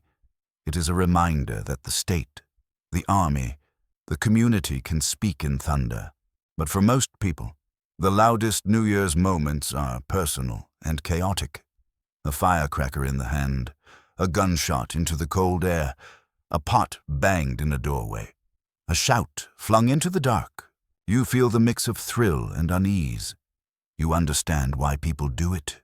The year is intangible. Noise makes it tangible. A bang is proof you are here, awake, alive, present at the threshold. It is also proof that humans, when excited, treat physics like a polite suggestion. Eventually, the noise thins, not because people become sensible, but because supplies run out and exhaustion wins. The street's quiet. The last few pops fade into the distance. Smoke disperses. The air returns to its winter stillness. And in that stillness, you remember the other half of the story. For many people, January 1st is not a day for noise at all. It is a day for labor, for chores, for serving the people who just spent the night making noise. The holiday is not evenly distributed. Some celebrate, some watch, some work. You turn your collar up against the cold and start walking away from the last echoes of reckless celebration. The year has begun, and already you can see the lines of class and duty sharpening in the daylight. The next thing you are about to witness is not a bang, but a broom, not a toast, but a shift, not a party, but the quiet reality that someone has to keep the world running while everyone else welcomes themselves into the future. When the last crack of celebration fades, you notice something the party people never notice while they are being loud. The world does not pause for New Year's. Not fully, not evenly. It pauses for some people, and it keeps grinding forward for others, like a machine that only shuts off in certain neighborhoods. You wake up early, because in the 1800s, sleeping in is a luxury with a price tag.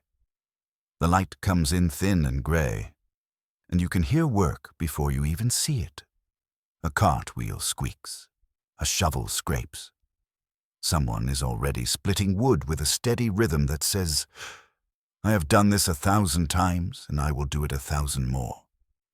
You sit up and realize, with a little jolt of modern shock, that January 1st is not automatically a holiday for everyone. The mainstream fact is that 19th century observance of New Year's Day as a day off varies widely by region, industry, and class. In some places and for some occupations, January 1st becomes a recognized holiday, especially among certain urban businesses, government offices, and middle-class social circles. But for many laborers, domestic workers, agricultural workers, and service staff, the day can be a normal working day or a day filled with chores, cleanup, and obligations. Holidays are not just cultural, they are economic. If your income depends on showing up, the calendar's symbolism does not pay the rent. You step outside and you see it immediately. Some doors are closed and quiet, curtains drawn, the house still in recovery mode. Other doors are wide open. A woman is shaking a rug on the porch, sending a cloud of dust into the cold air like a tiny, defeated firework. A boy is carrying a bucket of water, sloshing it with each step. A man is sweeping the front steps of a shop, clearing last night's debris. Someone has to clean the confetti of the 19th century, which is mostly mud, ash, and the occasional broken bit of something that was never meant to be thrown. You follow the movement toward a kitchen, because kitchens tell the truth. Inside, you see people at work, boiling water, scrubbing pots, slicing bread, setting up for breakfast for whoever is still asleep upstairs. The warm, festive table from yesterday is gone. Now the table is practical. Everything smells like soap and leftover smoke. Someone's hands are red from hot water. Someone's shoulders are tight from lifting. The celebration created mess, and the mess is being paid for in labor. Domestic servants, where households have them, experience New Year's differently. Some might enjoy a bit of festivity. Some might get a small bonus or gift, depending on the household's generosity and local tradition. But often their day is shaped by service, receiving visitors, managing coats, replenishing trays, cleaning up afterward. Even in homes without servants, the labor falls heavily on women who host, bake, serve, and then restore order. The holiday's glow is real, but it is built on work that is easy to overlook if you are the one being served. The quirky tidbit is that in some households, New Year's Day can involve a kind of open house tradition where visitors arrive continuously, which means the kitchen can feel like a battlefield of politeness. There are stories of refreshments being replenished all day, trays going out, empty plates coming back, and someone in the back trying to keep up while the parlor stays pretty. It is like watching a stage play while standing behind the curtain, where the actors look effortless and the crew is sprinting in silence.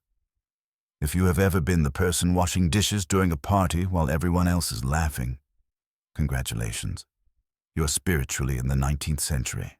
Historians still argue how widespread the idea of New Year's as a true day of leisure really was across the century, versus being primarily a middle-class and elite experience that appears larger in the historical record because those are the people leaving diaries, newspapers, and etiquette manuals. In other words, did everyone celebrate? Or did everyone who wrote things down celebrate? The answer matters, because it changes the story from universal joy to uneven privilege. You walk through a working neighborhood, and the contrast sharpens. Here, the streets are quieter not because people are resting, but because people are busy. A shopkeeper opens up because commerce does not stop. A baker is already at work because bread cannot wait for symbolism. A laundress carries a bundle because clothes will not wash themselves and no one is paying her to admire the new year. You see faces that are not hungover, just tired. The year turned, and their responsibilities remained exactly the same.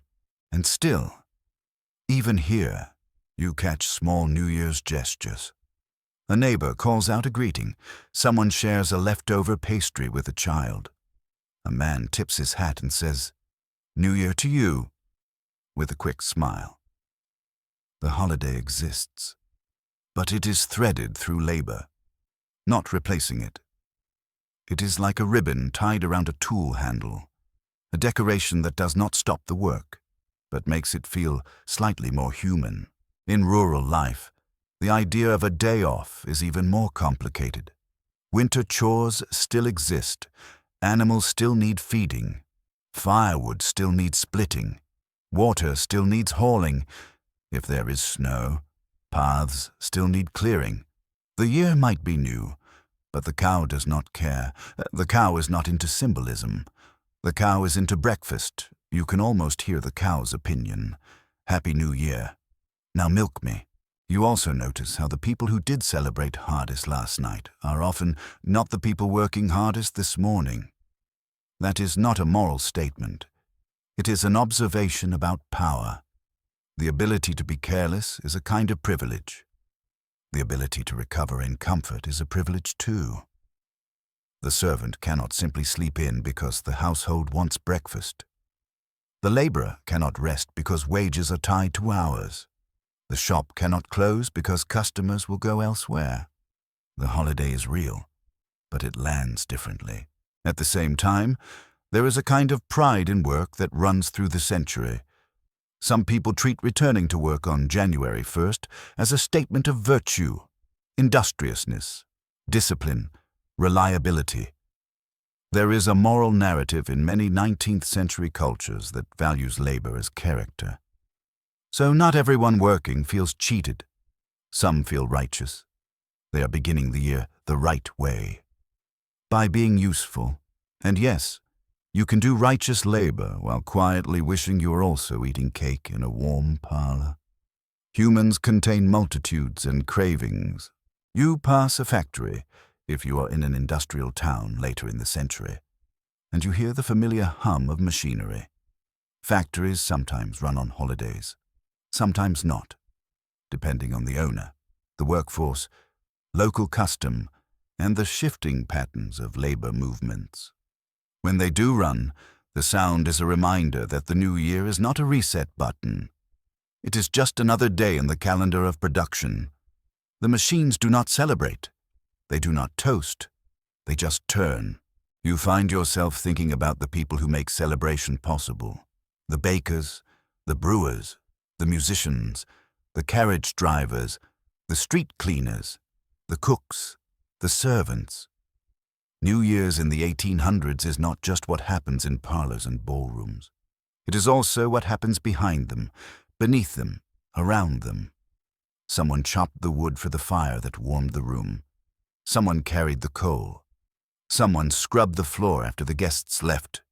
Someone collected the empty bottles. Someone hauled away the ash.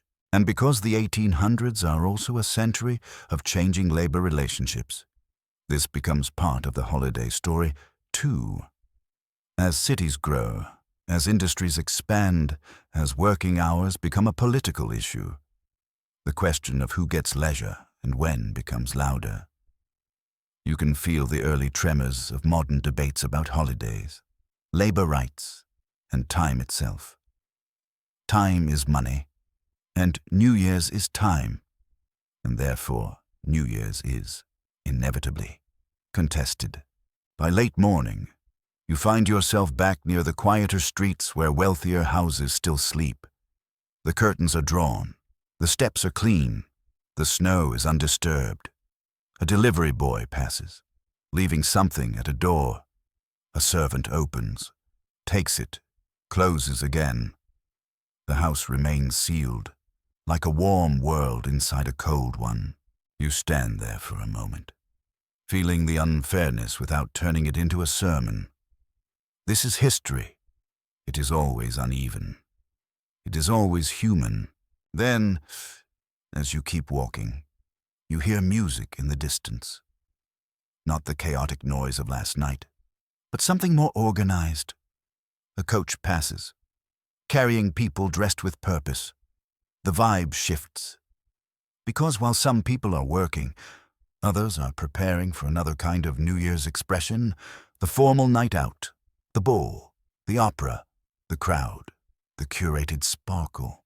You follow that sound because the century is about to show you its polished face. You can tell you are heading toward the fancy part of town before you even see it.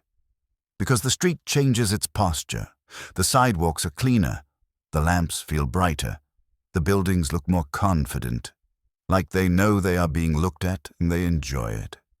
You pass a carriage with polished sides and a driver sitting like a statue. You smell perfume layered over winter air. You hear laughter that is quieter but sharper, like it has been trained. This is the New Year's that wants to be remembered, the ball, the opera, the public crowd that gathers not just to celebrate, but to be seen celebrating. The mainstream fact is that formal public entertainments in the 19th century, especially in cities, can be major New Year's events, balls hosted by elite families, civic groups, military units, clubs, or hotels, theater and opera performances scheduled around the holiday, public assemblies where music and dancing become part of the season. These events vary by decade and place, but the pattern is clear. As urban life grows and commercial entertainment expands, New Year's becomes not only a domestic ritual, but also a public spectacle for those who can afford entry. You approach a hall, and it is lit like a promise. Inside, everything glows. Candles and gaslight make the air warm and slightly hazy. The floor is polished to the point of danger. People move through the space in carefully chosen clothes, and the clothes tell stories. Silk, satin, broadcloth, gloves. Jewelry that catches the light like it was designed to distract you from the fact that it is winter and existence is hard. You realize that this is not just dressing up, this is armor. At the door, there is a list. There is always a list. Invitations matter. Tickets matter. Membership matters. You watch a man present his name with calm confidence, and the attendant nods. He steps in as if he owns the air. Another man hesitates, checks something in his pocket, looks slightly nervous. The attendant looks him up and down, then lets him through. The gatekeeping is subtle, but it is there. New Year's might be about fresh starts, but some doors still open more easily than others. Once inside, you are hit by sound. Music, live, not perfectly balanced, but full, a string ensemble or a small orchestra. Depending on the venue and wealth, the rhythm pulls at your body. People begin to dance, and you realize quickly that the dance is also a language. Who dances with whom? How many times? How close? How bold? How careful? Every move is watched, not always maliciously, but always attentively. In a ballroom, attention is the currency. You watch a waltz begin, and the room turns into slow motion. The couples circle, skirts swaying, shoes sliding. The waltz itself has a history of controversy earlier in the century because it brings partners closer than older dances, and you can still feel the echo of that moral panic in how people watch. Some look delighted, some look wary, some look like they are counting inches. The 19th century is full of debates about proper physical distance, and dancing is where those debates become literal. The quirky tidbit is that even in these polished spaces, there are often little rituals and jokes that break the stiffness. Dance cards, for example, become a thing. Small booklets where women write down the names of dance partners for each dance. On paper, it is orderly. In reality, it can become a battlefield of social ambition, jealousy, and negotiation. A popular woman's dance card fills fast. A less connected attendee lingers, hoping for an opening. Sometimes a man tries to claim multiple dances. Sometimes someone deliberately leaves space for a person they want. Sometimes a friend accidentally rearranges things. The dance card is polite chaos disguised as stationery, which, honestly, is the theme of the century. Historians still argue whether these elite New Year's events were primarily about enjoyment and communal celebration among social peers, or whether they functioned more as rituals of class reinforcement, performances that displayed wealth, taste, and connections to keep the social hierarchy stable. You can feel the hierarchy in the way people stand, in the way certain guests are greeted, in the way the room subtly parts for someone important. Even the music, even the lighting, feels like it is participating in the social order. And yet, you cannot deny the joy. There is real joy in dancing. There is relief in music. There is comfort in ritual. For people living through a century of rapid change, a formal ball can feel like holding on to something stable. Rules, steps, tradition, elegance, even if it is partly illusion. Humans love a well-designed illusion. You drift toward the edge of the room where refreshments are served. The food is different from the farmhouse table. Lighter, more refined, meant to be eaten while standing, meant to not ruin gloves. You see small pastries, delicate sandwiches, perhaps a bowl of punch that looks less like a family recipe and more like a curated display. People sip and chat. Conversations are clipped and sparkling. Compliments float like bubbles. Underneath them, you can sense the evaluations. Who looks tired? Who looks prosperous? Who looks newly engaged? Who looks like they might be in financial trouble but is pretending otherwise? The opera crowd is another flavor of this. If you step into an opera house or theater on a New Year's night in a major city, you enter a place where art and status braid together. Boxes and seats reflect class divisions. Dress codes signal belonging. People attend not only for the performance, but for the audience. There is a pleasure in watching and being watched, in participating in a shared cultural moment that signals refinement. Outside these formal venues, you also find crowds, public gatherings around bright buildings, in squares, near hotels. Some people cannot afford the ticket, but they can still taste the atmosphere by standing outside, listening to music through walls, watching carriages arrive, seeing the glow of wealth. Public space becomes a theater too, and sometimes the boundary between inside and outside becomes tense. The elite want celebration without disruption. The crowd wants inclusion, or at least visibility. Authorities might monitor for disorder. The holiday, again, becomes a stage where social lines are drawn in real time. You stand near the entrance as another wave of guests arrives. A woman steps out of a carriage, and her dress catches the light like water. A man offers his arm. They move inside.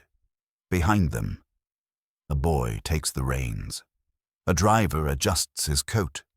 A servant waits in the cold. The whole scene is layered, glamour on top, labor underneath. The ball is not just dancing. It is an entire system moving to keep the illusion smooth. Inside, the dancing continues. There are moments of pure beauty, the synchronized turn of a group dance, the swell of music, the soft laughter of someone genuinely happy.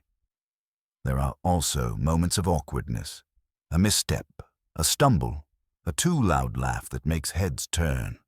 Everyone is human, even in satin, especially in satin. As the night stretches, you feel your own energy shift. The sparkle can be mesmerizing, but it can also be tiring, like staring at sunlight reflected off snow.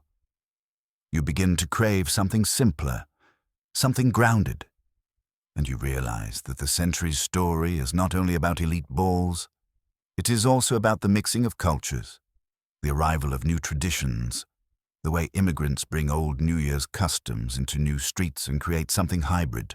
You watch a group in the corner speaking in a language you do not fully understand, laughing among themselves, and you feel the next section pulling you. Because beyond the ballroom, beyond the opera, the 19th century is full of people carrying memories across oceans, carrying recipes and songs and superstitions into new neighborhoods.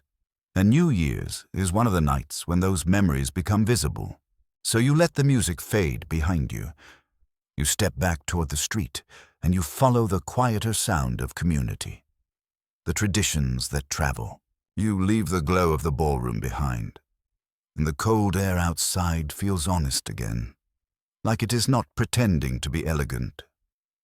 The street is still busy, but the faces change as you move away from the grand entrances and polished carriages. Here the city smells more like bread and coal and damp wool. You pass storefronts with signs in languages you do not speak fluently. And suddenly New Year's stops being one singular holiday and becomes a patchwork of calendars, customs, and home memories stitched together in cramped apartments and noisy tenements. This is the 19th century's constant pulse. Movement. People move from countryside to city, from one country to another, from one language to the next. They bring their New Year's with them. The mainstream fact is that the 1800s are a major era of migration and immigration in many regions, especially into rapidly growing cities. Communities form around shared language, religion, and tradition, and holidays become one of the clearest places where those traditions survive, adapt, and sometimes clash with dominant local customs. New Year's is perfect for this because it is both public and private. It happens in streets and in kitchens. It happens in churches and in family whispers. You step into a neighborhood where the holiday does not start and end exactly where you expect. In some cultures, the biggest New Year celebration might not be January 1st at all. Lunar New Year, religious calendars, local festival cycles. But even when people adopt January 1st as a civic marker, they often layer their own meaning on top of it. The result is a city where one street is hosting formal calls, another street is hosting loud noise-making, and a third street is doing something you do not immediately recognize, but you can feel is deeply important. You get invited inside a home by a friend of a friend, the way you always do in history when you look mildly curious and not actively threatening. The apartment is smaller than the ballrooms you just left, but it is alive. The air is thick with cooking smells and conversation. Someone is stirring something spiced. Someone else is rolling dough. A child darts between adults like a small comet. You hear a song that does not match the English carols you might expect. The rhythm is different, the cadence unfamiliar, but the emotion is the same. Beginning, hope, togetherness. In an immigrant household, New Year's can feel like a balancing act. People want to honor old customs, but they also want to fit in, or at least not be punished for being different. Some traditions are kept fiercely, others are softened, translated, reshaped. A dish becomes a substitute because certain ingredients are not available. A ritual becomes quieter because neighbors complain. A language becomes mixed, words borrowed and blended. This is how culture survives, not by staying frozen, but by changing without losing its core. The quirky tidbit is that sometimes the blending produces brand new traditions that feel ancient within a generation. A community might adopt a local New Year's calling practice but add its own foods and songs. Or it might take a folk-luck ritual and combine it with a Christian prayer service. Or combine it with an American-style party, until nobody can quite tell where one tradition ends and another begins. You can get a household where someone insists on a specific old country superstition while also reading an English newspaper's year-end editorial aloud. The result is charming and chaotic. Basically, human life. Historians still argue about assimilation versus persistence. Whether immigrant holiday celebrations in the 19th century mainly show communities gradually conforming to dominant cultural norms, or whether they show strong continuity and cultural resilience that reshape the broader society in return. The evidence supports both. Assimilation happens, especially under pressure, but influence also happens. Food spread, noise-making customs spread, greeting styles spread. Cities become cultural laboratories, and New Year's is one of the nights when the experiment is visible. You notice that even the sound of greetings changes. In some households, the language of Happy New Year is spoken with an accent or in a different tongue, and the phrase carries a different weight. Sometimes it is formal, sometimes it is intimate. Sometimes it includes blessings that do not translate neatly into English. You feel the difference in your chest. A blessing is not the same as a greeting. It is a wish with teeth. You walk back out into the street and pass a shop where people are gathering. Someone is handing out small treats. Another person is offering drinks.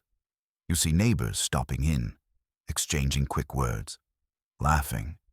The shop is a social hub, like a miniature town square. In immigrant neighborhoods, businesses often become community anchors, places where news travels, where jobs are discussed, where marriages are arranged, where letters from home are read aloud. On New Year's, that social network glows brighter. But the city is not always gentle about difference. You overhear a passerby mutter something dismissive about foreign customs. You see a glance that lingers too long. Suspicious, the 19th century is full of nativist tension in many places, And holidays can become flashpoints because they are visible. If your celebration involves loud noise, people complain. If your celebration involves gatherings in unfamiliar clothing, people stare. If your celebration involves foods that smell different, people judge. And yet, people keep celebrating, because to stop would feel like erasing yourself. You also see the practical side. Immigrant families often work in demanding jobs, so their New Year's might be squeezed between shifts. A few hours of celebration after work, a shared meal at odd times, a quick visit, a small ritual before sleep. The holiday becomes flexible. It bends around survival. You find yourself near a community hall where a dance is happening. The music is not the refined ballroom orchestra. It is livelier, with rhythms that pull people in. The dance steps look different. People clap. People sing. It is less about being watched and more about feeling the beat. In these spaces, you can see how New Year's becomes a release valve for communities under pressure. Work, discrimination, homesickness, poverty. The holiday offers a night where you can be loud. Be joyful. Be together in your own language. You also see the way older and younger generations negotiate tradition. An elder insists on a particular ritual, a particular prayer, a particular dish. A younger person rolls their eyes but still participates. They might also push for a newer style of celebration they picked up from schoolmates or co-workers. A toast at midnight, a party game, a modern song. The household becomes a negotiation table. The new year begins with compromise, and then, in the middle of all this, you notice something that tightens your throat. A conversation about family members who are not here, a letter from home, news of someone who could not make the journey, a story of loss. Holidays sharpen absence. New Year's is supposed to be hopeful, and that hope can make longing louder. The old country is not just a place. It is a smell, a song, a way of speaking. For immigrants, celebrating can be both comfort and ache. The city outside continues its own New Year's rhythm. Wealthy neighborhoods do their formal calls. Downtown does its crowds. Working neighborhoods do their shifts. Immigrant neighborhoods do their layered customs. And sometimes these worlds touch. A bakery from one community becomes popular in another. A noise-making tradition spreads. A food becomes fashionable. A greeting becomes common. The city changes, and the holiday changes with it. You stand on a corner and watch the flow of people. A man in a heavy coat carries a box of pastries. A woman holds a child's hand. A group of young men laugh, switching languages mid-sentence like it is nothing. It is not nothing. It is adaptation. It is survival. And as you watch, you feel the next heavier layer of New Year's coming into view. Because the 19th century's celebrations do not exist in a vacuum. They exist within systems of power and injustice. And for some people, January 1st is not just a day of hope or tradition. It is a day of fear because it has been used as a deadline, a ledger, a cruel administrative marker. Your chest tightens slightly as you realize where the year's turning is about to take you next, into the lives of people for whom New Year's has meant forced separation, sale, and sorrow. And later, in some places, hard-won freedom and watchful nights. The street corner you stand on is still noisy with greetings and footsteps, but the sound suddenly feels like it is coming from far away, like you have stepped behind a curtain, because now you are thinking about calendars as weapons, about dates that look innocent on paper and cruel in practice, about how a society can turn New Year into a deadline. In parts of the 19th century, especially in the United States under slavery, January 1st is not only symbolic, it can be administrative, financial, brutal. The mainstream fact sits heavy as stone. Enslavers often used New Year's as a time to settle accounts. renegotiate labor arrangements, and, in many cases, buy and sell enslaved people.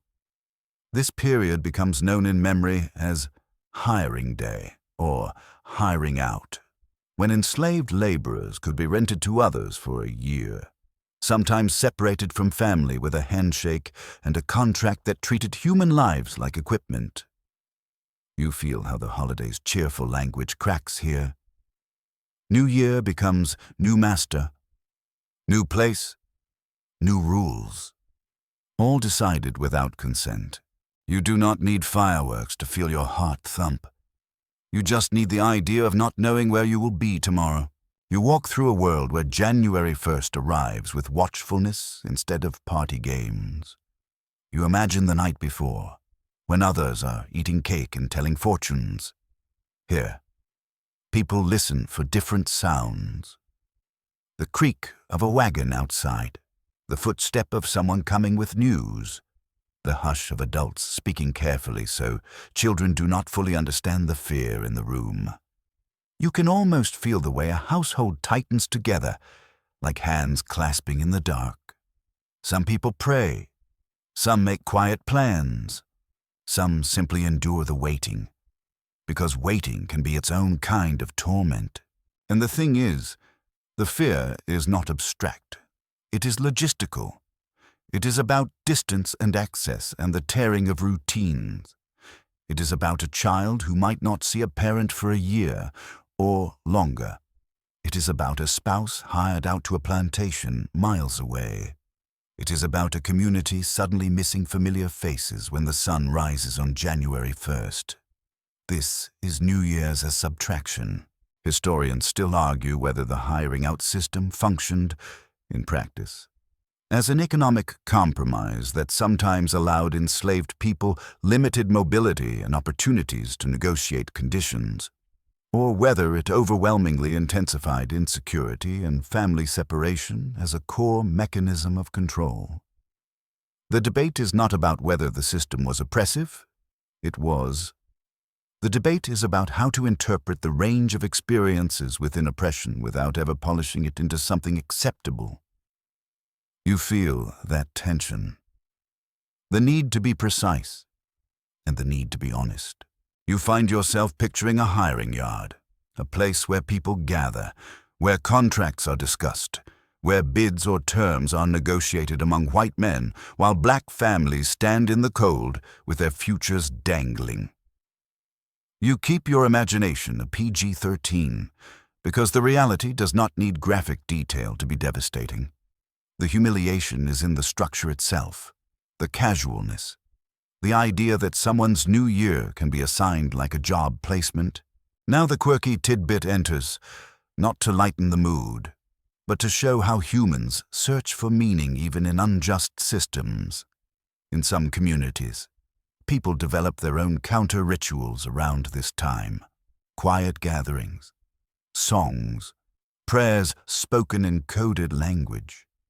Small acts of preparation meant to protect the spirit when the body has no protection at all. Folklore and spiritual practice can become survival tools, ways to claim a sliver of agency. Someone might carry a small charm, a root, a token, not because it guarantees safety, but because it gives the hand something to hold when the world refuses to hold you gently. In the face of forced uncertainty, people create personal certainty where they can, and then you feel the shift that comes later in the century, when January 1st becomes something else for many, a date of freedom. You move forward in time to January 1st, 1863, when the Emancipation Proclamation goes into effect in the United States. The mainstream fact here is important and complicated.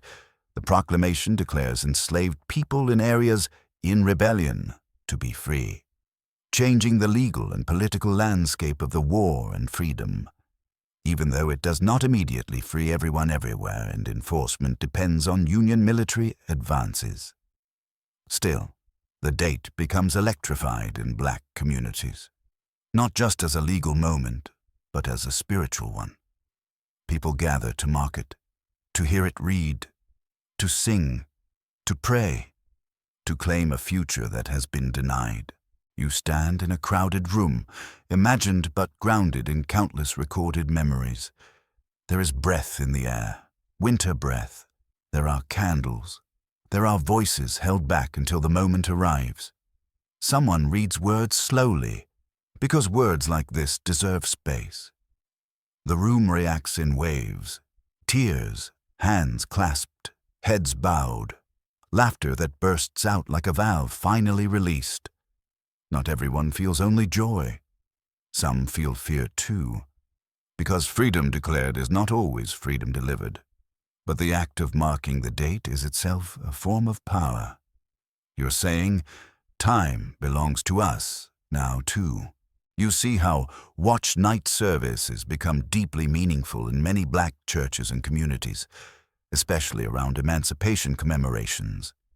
People stay awake into the night, singing, praying, listening, waiting for the year and the promise to turn together. The same kind of midnight vigilance you saw earlier in church spaces takes on a sharper edge here. It is not only moral reflection, it is survival and hope braided into worship. The night becomes a bridge, and people stand on it together. And still, even in this moment of declared change, the shadows remain long. You think of the people not yet free in border states. You think of those who must navigate violence, retaliation, and the harsh reality that freedom does not automatically come with land, safety, or equal rights. The new year can hold a proclamation and still hold danger in the same palm. Historians still argue whether the Emancipation Proclamation's most immediate impact was primarily symbolic in strengthening the moral cause and enabling black enlistment, or primarily practical in destabilizing Confederate labor and accelerating self-emancipation as people fled to Union lines. The truth, again, is layered. Symbols move people. Practical shifts move systems. Both matter. Both cost. You step outside into the cold again and feel the way dates collect meaning like snow collects footprints. For white households, celebrating with calls and cake. January 1st might be a social ritual. For enslaved people, it can be a season of dread. For newly freed people and communities marking emancipation, it can become a sacred anniversary, a night of singing that refuses to be silenced. The same calendar day holds wildly different realities depending on where you stand in the world's power map. And you cannot ignore the bitter irony. The holiday that promises fresh starts is also the day the old system used to shuffle lives like cards. You let yourself linger with that discomfort because history does not let you look away politely. You listen in your mind to the sounds that might fill those nights. A hymn carried low, a mother calming a child, a wagon in the distance, a congregation rising to sing, a hush as someone reads a proclamation, a sudden shout of Amen like a door thrown open. Then, gradually, you feel the narrative pulling you onward again, because the 19th century never stays in one place for long. There are other watchful nights too, not only in churches and households, but in places where uniforms and wind define the rhythm. Military posts, forts, frontier towns where New Year's is marked with stubborn toasts and thin blankets and the knowledge that tomorrow might be hard. You take one last look at the date in your mind. January 1st, and you understand it now as more than celebration. It is a mirror, reflecting who gets to feel safe when time turns. You breathe out slowly, letting the cold air steady you, and you start walking toward the edge of town, toward the open land, where the year begins under big skies and harsher silence. You leave the crowded streets behind and head toward a place where the horizon has opinions. The buildings thin out, the lamps become scarce. The wind picks up as if it has been waiting all night to finally have the road to itself. And gradually, the world turns into open land, sparse trees, and that specific kind of silence that is never truly silent. It is just full of small sounds that suddenly matter: your boots, the creak of leather, the distant bark of a dog, the faint groan of wood in cold. This is where New Year's feels less like a party and more like a challenge. On the frontier, or at a military post, the holiday arrives the same way it arrives everywhere, by the calendar. But the experience is shaped by isolation, duty, and the constant negotiation with weather.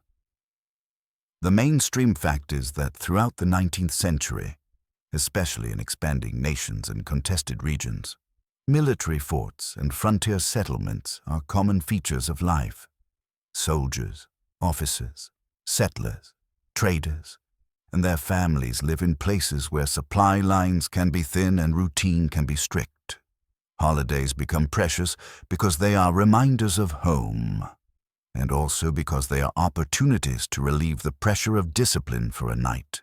You approach a fort, and it is not romantic, it is practical. Walls, palisades, barracks, a yard that has been trampled into hard ground or packed snow. Smoke rises from chimneys in straight lines because the air is cold enough to keep everything honest.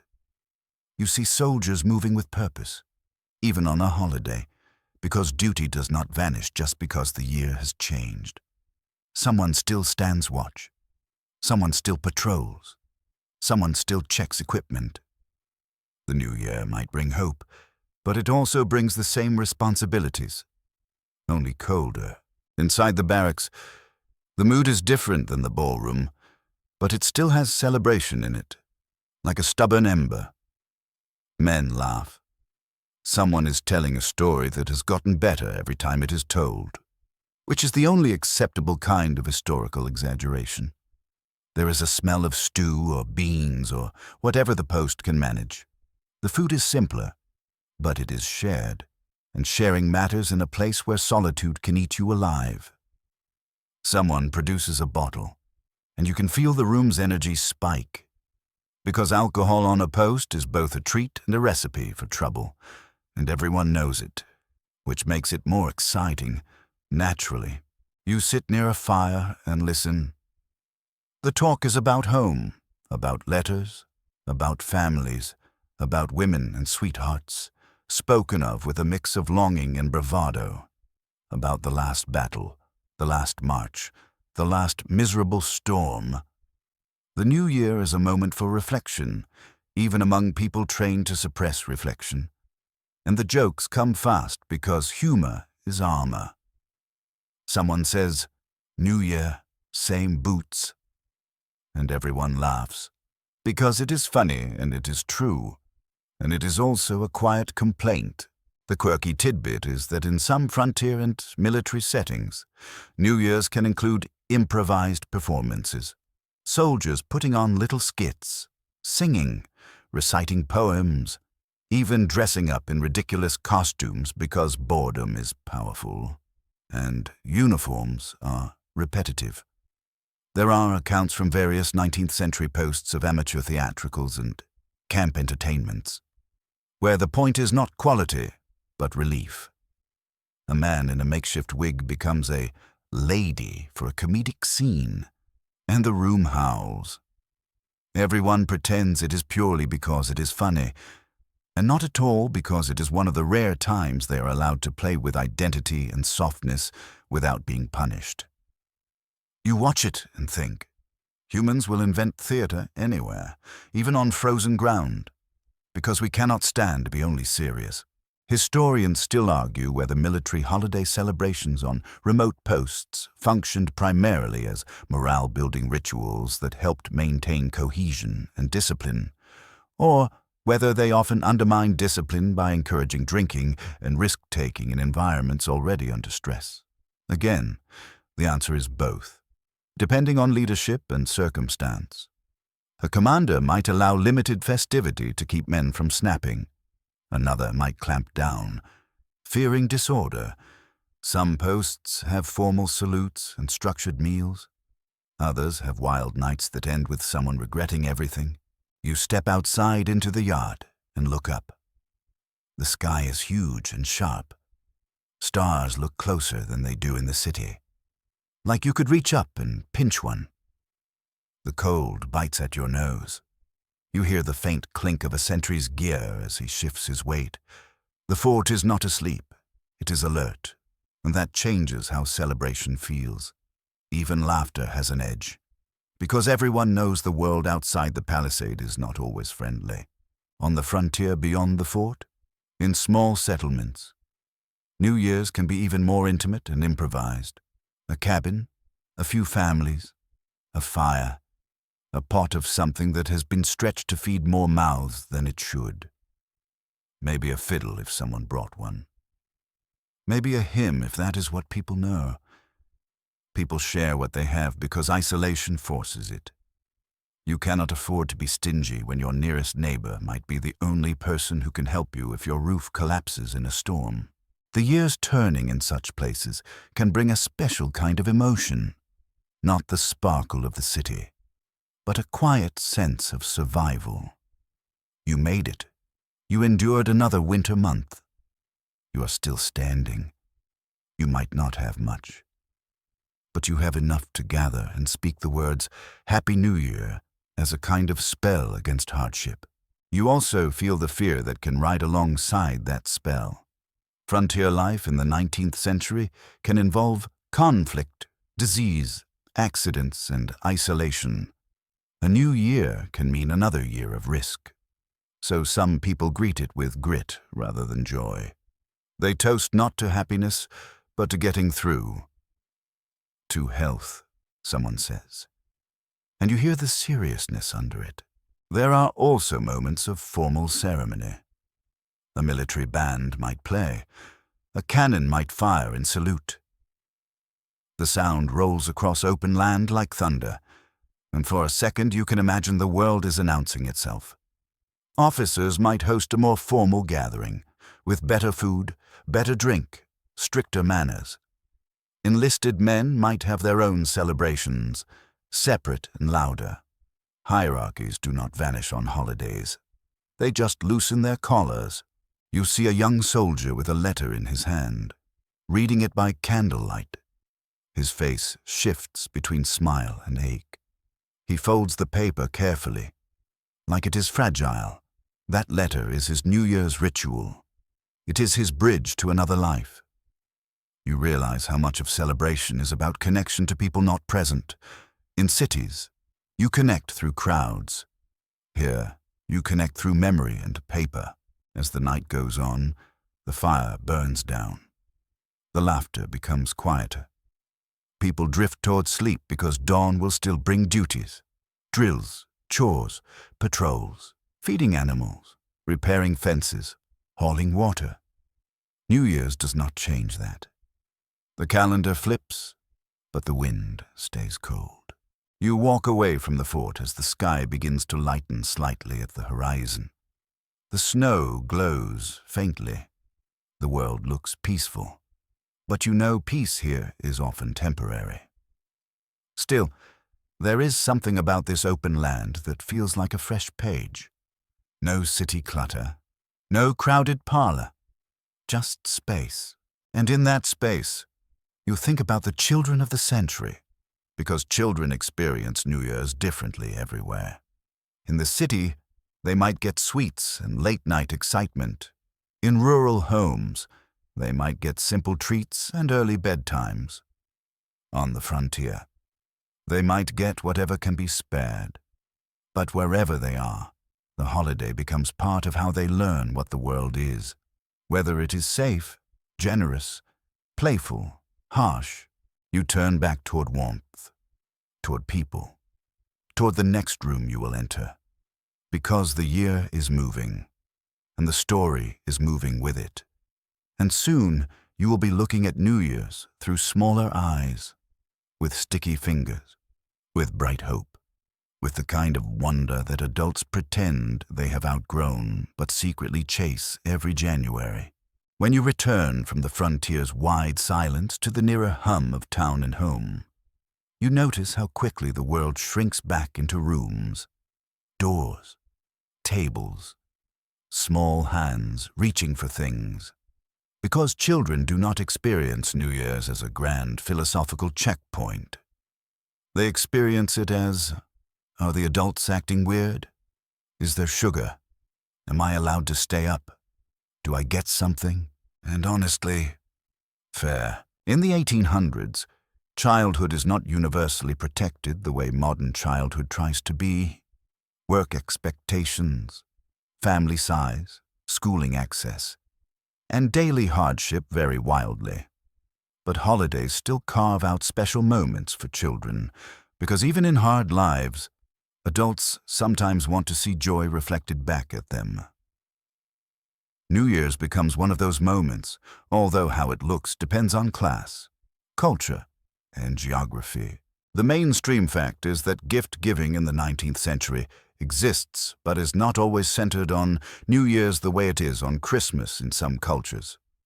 Still, many families do give children small treats, coins, sweets, or little toys around the holiday season. And in certain communities, New Year's Day specifically can be a time when children receive tokens, especially during visiting traditions. The holiday becomes a parade of opportunities for small bribes, because if you want a child to behave while adults talk, you feed the child sugar and hope for the best. You step into a house on New Year's morning, and the first thing you notice is that the children are already awake, which is how children remind you that they are powered by some kind of internal alarm clock fueled by chaos. Their hair is messy, their cheeks are pink, their eyes are bright with the question, what happens now? An adult hands one child a small sweet. Maybe a piece of candy, maybe a cookie. And the child's whole face transforms like you just handed them a deed to the moon. Another child watches carefully, because fairness is a sacred law in childhood. The adult hands them one too, and peace is temporarily restored. In wealthier households, children might receive small presents, books, toy soldiers, dolls, perhaps something crafted or purchased from a shop. In poorer households, gifts might be simpler: an apple, a penny, a homemade trinket, a special treat that would not appear on a normal day. In rural settings, the gift might be a privilege, getting to stay up a little later, getting a bigger serving of something sweet, getting to sit near the fire instead of being sent to bed early. Children measure joy in different units. Adults do too, honestly. The quirky tidbit is that some children become active participants in New Year's visiting traditions as little messengers or performers. In certain places and periods, kids might be sent to neighbors with greetings, or they might recite small verses, sing songs, or deliver a Happy New Year in exchange for treats. It is like trick-or-treating's distant cousin. Sometimes it is informal, sometimes it is structured, but the idea is the same. Children use the holiday to approach adults with socially sanctioned demands. If you have ever seen a child weaponize cuteness, you know exactly how dangerous this is. You watch a child practice a little greeting, coached by an older sibling. The child gets the words wrong. The adults laugh gently. The child puffs up with pride anyway, because the goal was not perfection. The goal was attention, and the reward, always, is sugar. Historians still argue about how much 19th century holiday celebration truly centered children as a distinct group with their own holiday experience, versus children simply being present in adult rituals and occasionally receiving benefits as an afterthought. You can see it both ways. Some family diaries and letters describe making the holiday special for children. Others barely mention children at all, except as noise to be managed. Childhood is not one fixed experience in this century. It depends on whether you are expected to play or to work, whether you are cherished or simply needed. And New Year's, like everything, reflects that. You move through a working-class home, and the children are not just sitting. They are helping, carrying wood, running errands, keeping younger siblings occupied, even on a holiday. Labor does not vanish, but you also see small efforts to soften the day. A sweet saved for them, a warm drink, a story told, a parent, exhausted, still takes a moment to ruffle a child's hair and say, "New Year, my love." And that moment matters more than any toy. In a larger city household, children might be bundled up and taken to see something, a public display, a parade-like gathering, maybe just the bustle of the streets. The excitement is sensory. Lights, noise, people. A child's world is already huge in feeling, so a crowded street can feel like a kingdom. They stare at carriages, at fancy dresses, at shop windows. They ask questions until the adult's soul leaves their body. They point at everything. They whine because they are cold. They are, in short, perfectly historically accurate. Back in a more comfortable home, the adults try to host calls, and the children become both decoration and obstacle. They are dressed up, hair combed, faces scrubbed, instructed to be polite. They are then expected to sit still while grown-ups talk about things children do not care about. You can see the struggle on their faces. Their legs bounce. Their fingers reach for the pastry tray like tiny thieves. Someone gives them a look. They pretend to behave for 30 seconds, which is an Olympic achievement. A parent offers a sweet bribe. A little cookie slipped into a child's hand with a whisper, "Just be good." The child nods solemnly like they are entering a contract. 5 minutes later, the child forgets the contract exists. This is not moral failure. This is childhood. The adult sighs. The holiday continues. You notice that New Year's can also be a teaching moment. Adults talk about the year ahead, about being better, working harder, learning more. Children absorb some of it and ignore most of it. But the holiday plant ideas. Time moves. Years change. You grow. You might be different next year. You might be taller, stronger, with new responsibilities. The year's turning becomes a small marker in a child's sense of self. Last year I could not reach that shelf. Now I can. Last year I was afraid of the dark. Now I'm less afraid. New Year's is not just a calendar event. It is a measuring stick. In some households, children are told about superstitions tied to behavior. Be good on New Year's so the year will be good. Do not cry on New Year's or you will cry all year. Eat your food so you will have enough.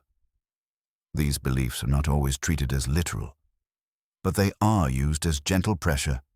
A parent will say, "No tears today," not because they truly believe in cosmic accounting, but because they want peace.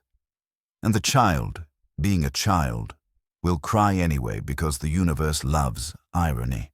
You also see how different cultural traditions shape children's roles. In some immigrant communities, children learn greetings in the old language. They learn songs. They learn small rituals, the way to step over a threshold, the way to accept a treat, the way to show respect to elders. New Year's becomes a lesson in identity. You watch a child stumble over words, then repeat them with pride. That pride is the holiday too. As the day moves on, the children's energy starts to sag. They slump in chairs. They cling to parents. They fall asleep in odd positions, heads tipped back, mouths open, the way only children can sleep and still look like they are mid-argument. Adults carry them to bed, wrap them in blankets, and the house grows quieter.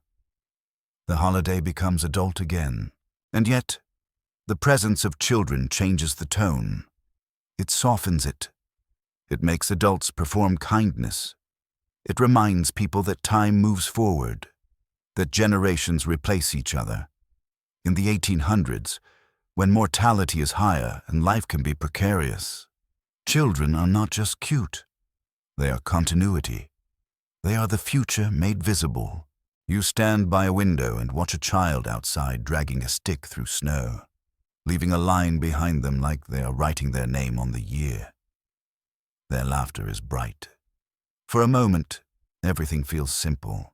Then, an adult voice calls them back inside, because cold is still cold, and discipline is still discipline. The child sulks dramatically. The adult pretends not to notice. The door closes. You feel the holiday shifting again, from the playful to the reflective, because once the children are asleep and the house is quieter, adults start talking about the next year in a more deliberate way. They start making promises, resolutions, plans for self-improvement. And in the 19th century, self-improvement becomes its own kind of obsession, sometimes sincere, sometimes ridiculous, sometimes both at once. You turn away from the window and listen to the adult conversation deepen, because the next thing you're about to step into is the era's early New Year, New You culture, complete with grand vows that will collapse by breakfast and earnest moral goals that might actually stick. The house gets quieter once the children are asleep, like someone turned the volume knob down on humanity. The air is warm, the fire is steady, the last crumbs of cake have been swept away, and now the adults settle into chairs with that post-holiday softness where honesty starts slipping out. Someone stares into a cup as if tea leaves might reveal the year's plot. Someone else rubs their temples and says, with the weary bravado of a person who knows they will not actually do it, "This year, I'm going to change to," yes, the annual tradition of lying to yourself politely. The mainstream fact is that New Year's resolutions, or at least New Year's self-improvement vows, are very much a 19th century phenomenon in many places, shaped by religious reflection, moral reform movements, and the era's growing culture of self-help, productivity, and character. People talk about turning over a new leaf. They write diaries. They keep moral ledgers. They join societies. They make promises about temperance, thrift, punctuality, reading more, working harder, praying more, swearing less, wasting less, being more respectable. In a century that increasingly believes individuals can shape their destiny through discipline, the new year becomes a perfect launch point for becoming the person you think you should be. You hear it in conversation. Someone says they will stop drinking. Someone else says they will stop gambling. Someone says they will attend church more faithfully. Someone says they will rise earlier, which is the 19th century version of "I'm going to start going to the gym," except the gym is chopping wood. Another says they will improve their handwriting, because in this era, handwriting is not just style, it is social proof. A tidy script implies a tidy mind. People will judge you by your penmanship the way people now judge you by your email tone. You watch someone pull out a small notebook. Because of course they do. They write a list. The list is ambitious. The list is unrealistic. The list is basically a fantasy novel, starring them as the hero. It includes waking at dawn, reading an hour daily, practicing music, saving money, being kinder, being less irritable, avoiding sweets, and never speaking ill of anyone. You look at the list and think, if you accomplish even 2 of these, you will deserve a statue. The quirky tidbit is that 19th century self-improvement can get wonderfully specific and weird. People keep account books not just for money, but for virtue. Some track daily behavior like a scorecard. Did I pray? Did I lose my temper? Did I waste time? Did I gossip? Did I read uplifting literature instead of trashy novels? And yes, there are people who worry about trash, reading the way modern people worry about screen time. Moralists warn against certain books, certain plays, certain entertainments. You can almost hear someone saying, if you keep reading those sensational stories, your soul will rot. Which is hilariously familiar if you replace sensational stories with true crime podcasts. Historians still argue whether the 19th century's self-improvement culture was primarily empowering, helping ordinary people pursue education and agency in a changing world, or whether it was primarily a mechanism of social pressure that reinforced class and gender norms by defining respectable behavior in narrow ways. Again, it's both. A resolution can be a genuine act of hope. It can also be a leash, tightening around people who already carry heavy burdens. You feel the gendered edges of it immediately. A man's resolutions might focus on career, money, public reputation, temperance. A woman's might focus on domestic management, patience, piety, being a better wife or mother, maintaining a harmonious home. Not always, but often enough to be a pattern. The home is framed as a woman's moral domain, and that means her self-improvement becomes tied to everyone else's comfort. She's expected to be the atmosphere, which is a cruel expectation, honestly. Imagine being told your goal for the year is to become a better vibe. Yet you also see women using these vows as a kind of private power. A woman might vow to educate herself, to read more, to teach her children, to support reform causes, to manage money wisely. Self-improvement is not only submission, it can be strategy. In religious settings, New Year's resolutions can be linked to confession, repentance, renewal. A person might attend a service and feel genuinely moved. They might resolve to stop a harmful habit. They might feel a rare sense of clarity. In reform movements, especially temperance, New Year's becomes a prime time for pledges. People sign their names. They join societies. They declare, publicly, that this year will be different. Public pledges can be powerful because they recruit shame as an enforcement mechanism. And shame, as you have noticed, is one of the 19th century's favorite tools. In more secular or more playful circles, resolutions can become jokes. Someone declares they will be rich by spring, and everyone laughs, because jokes are safer than admitting you are worried about money. Someone vows to avoid gossip, and everyone laughs harder, because they all know this person will gossip before the kettle boils. Someone says they will be kinder, then immediately complains about a neighbor, and the room erupts. Because hypocrisy is the easiest comedy and the most common human condition, you are offered another cup of tea, and you accept because watching people swear grand vows makes you thirsty. The tea tastes faintly bitter, but comforting.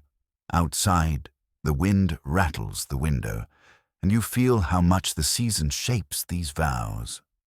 Winter is introspective.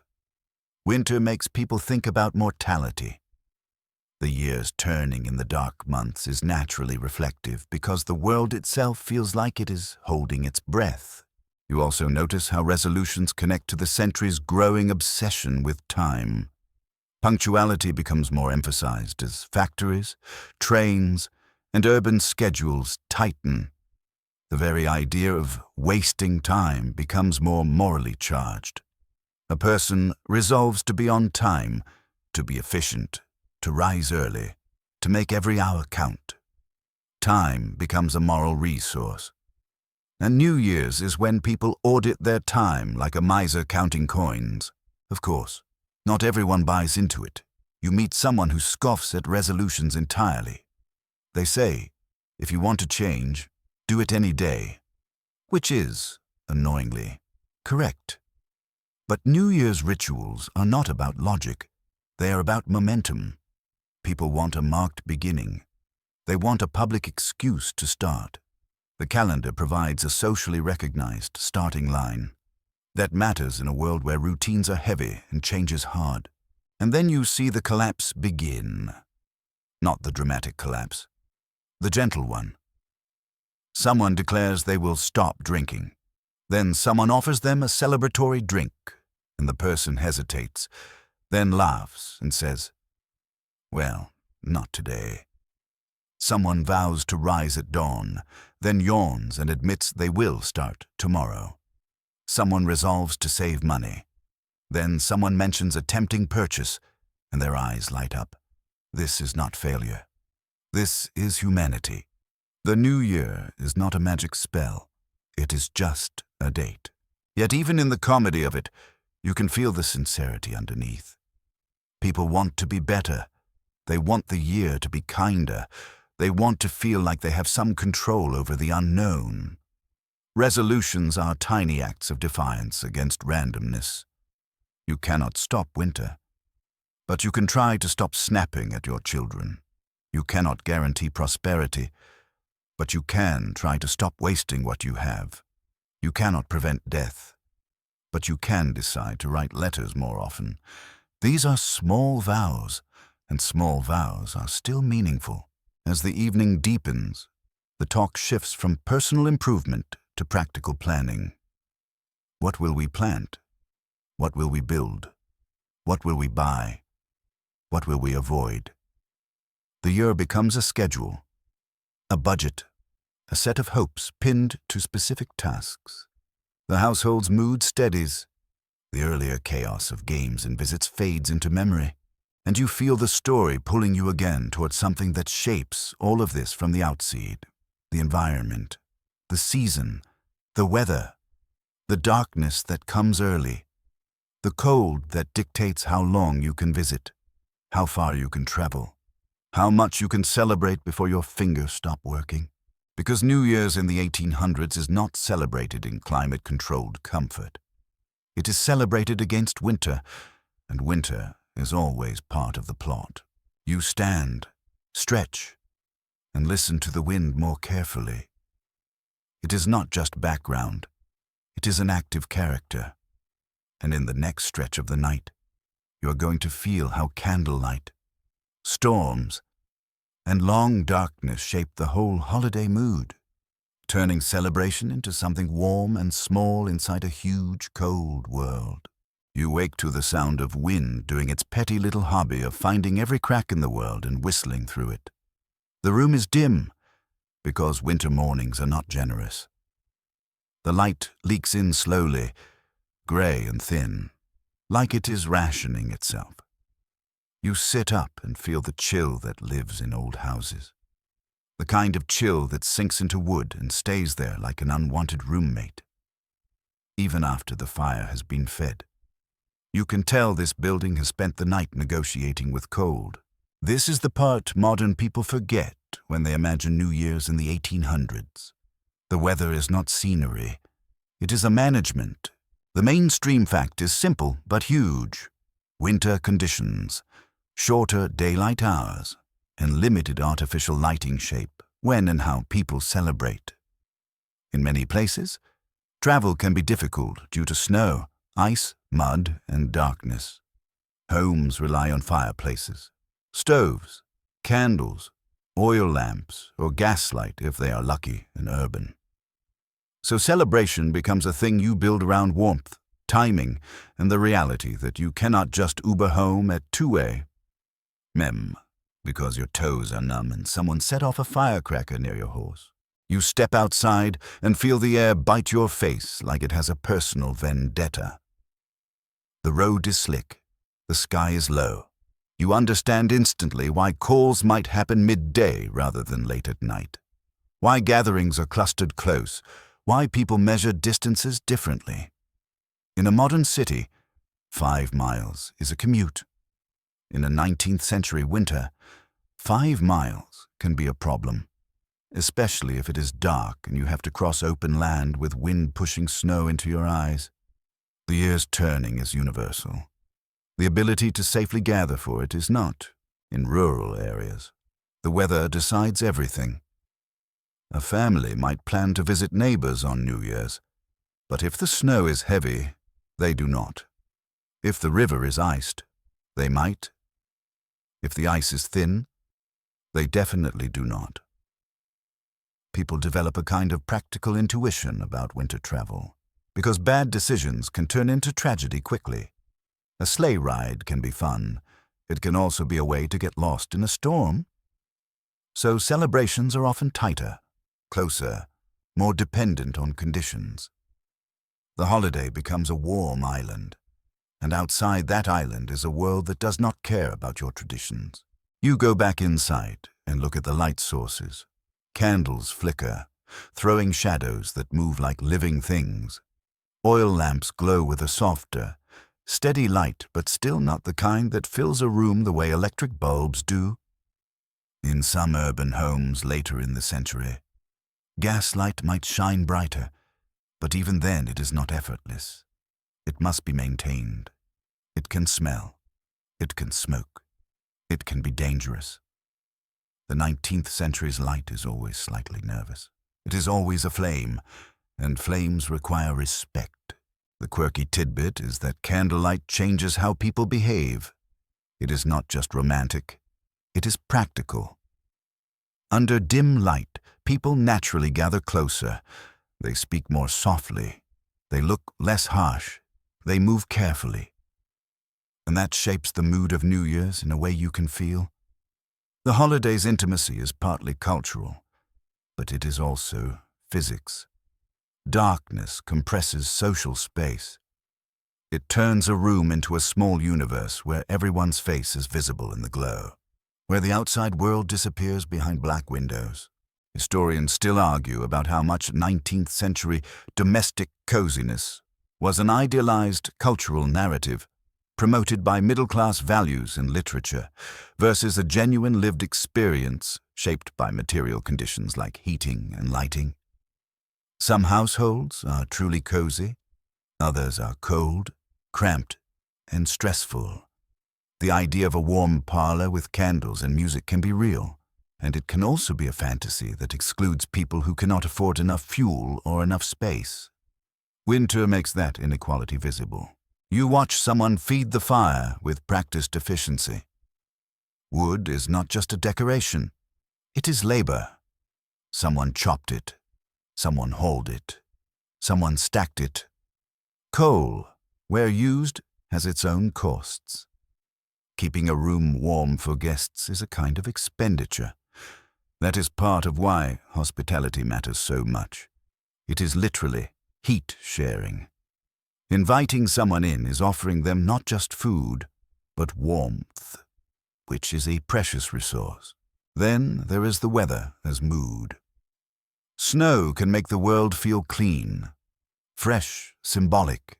It makes the new year look new. It is like the earth itself has laid down a blank page. That is why people romanticize winter holidays. But snow can also isolate. It can trap. It can delay mail. It can keep someone from reaching family. A blizzard on New Year's can turn celebration into worry. Will they make it? Will the road be passable? Did they get lost?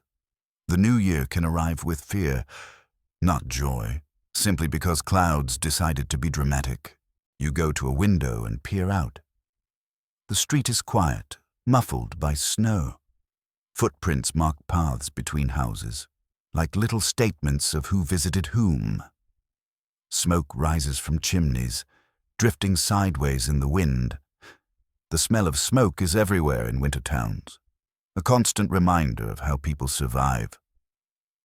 It mixes with the occasional smell of food, of bread or stew, and you realize the holiday's sensory palette is largely winter's palette. Smoke, spice, wool, candle wax, cold air. Darkness also changes the pacing of celebration. In winter, night arrives early. That means evening gatherings begin earlier, and people are already in a night mindset by what feels like mid-afternoon. It also means midnight is a longer wait. You spend more hours in darkness before the year turns. That can make the moment feel more dramatic, like you have traveled through a tunnel to reach it. But it also makes staying awake harder. In a world with fewer artificial stimulants and more physically demanding daily life, staying up is a real choice. People yawn, people doze, people fight sleep with coffee or tea or conversation. The new year becomes an endurance test. and winter is the referee. In cities, the weather still matters, but differently. Streets might be cleared faster. Gas lamps might make navigation easier. There are more places to warm up, more taverns, more public spaces. But cities also carry their own winter dangers. Icy streets crowded with people. Smoke and fog reducing visibility. Fires more likely because of packed buildings and constant heating. Winter in a 19th century city can be beautiful and brutal at the same time. You can hear sleigh bells and also hear ambulances, or whatever passes for emergency response, rattling down a street. You think about people who do not have adequate warmth, the poor, the homeless, the ones in overcrowded housing. For them, New Year's can be a night of cold that does not soften with candles and punch. Charitable efforts sometimes increase around the holiday season, but need always exceeds generosity. Winter exposes the edges of society. The new year begins with that exposure, which can make the holiday's cheer feel complicated.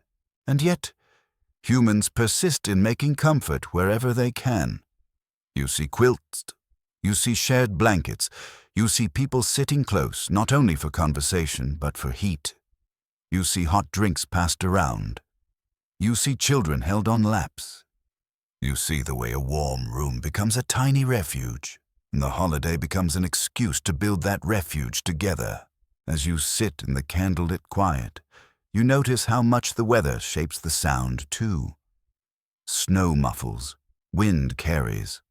Rain makes everything slick and shiny. Fog makes lamps halo. The environment turns New Year's into different genres. A snowy New Year feels like a lullaby.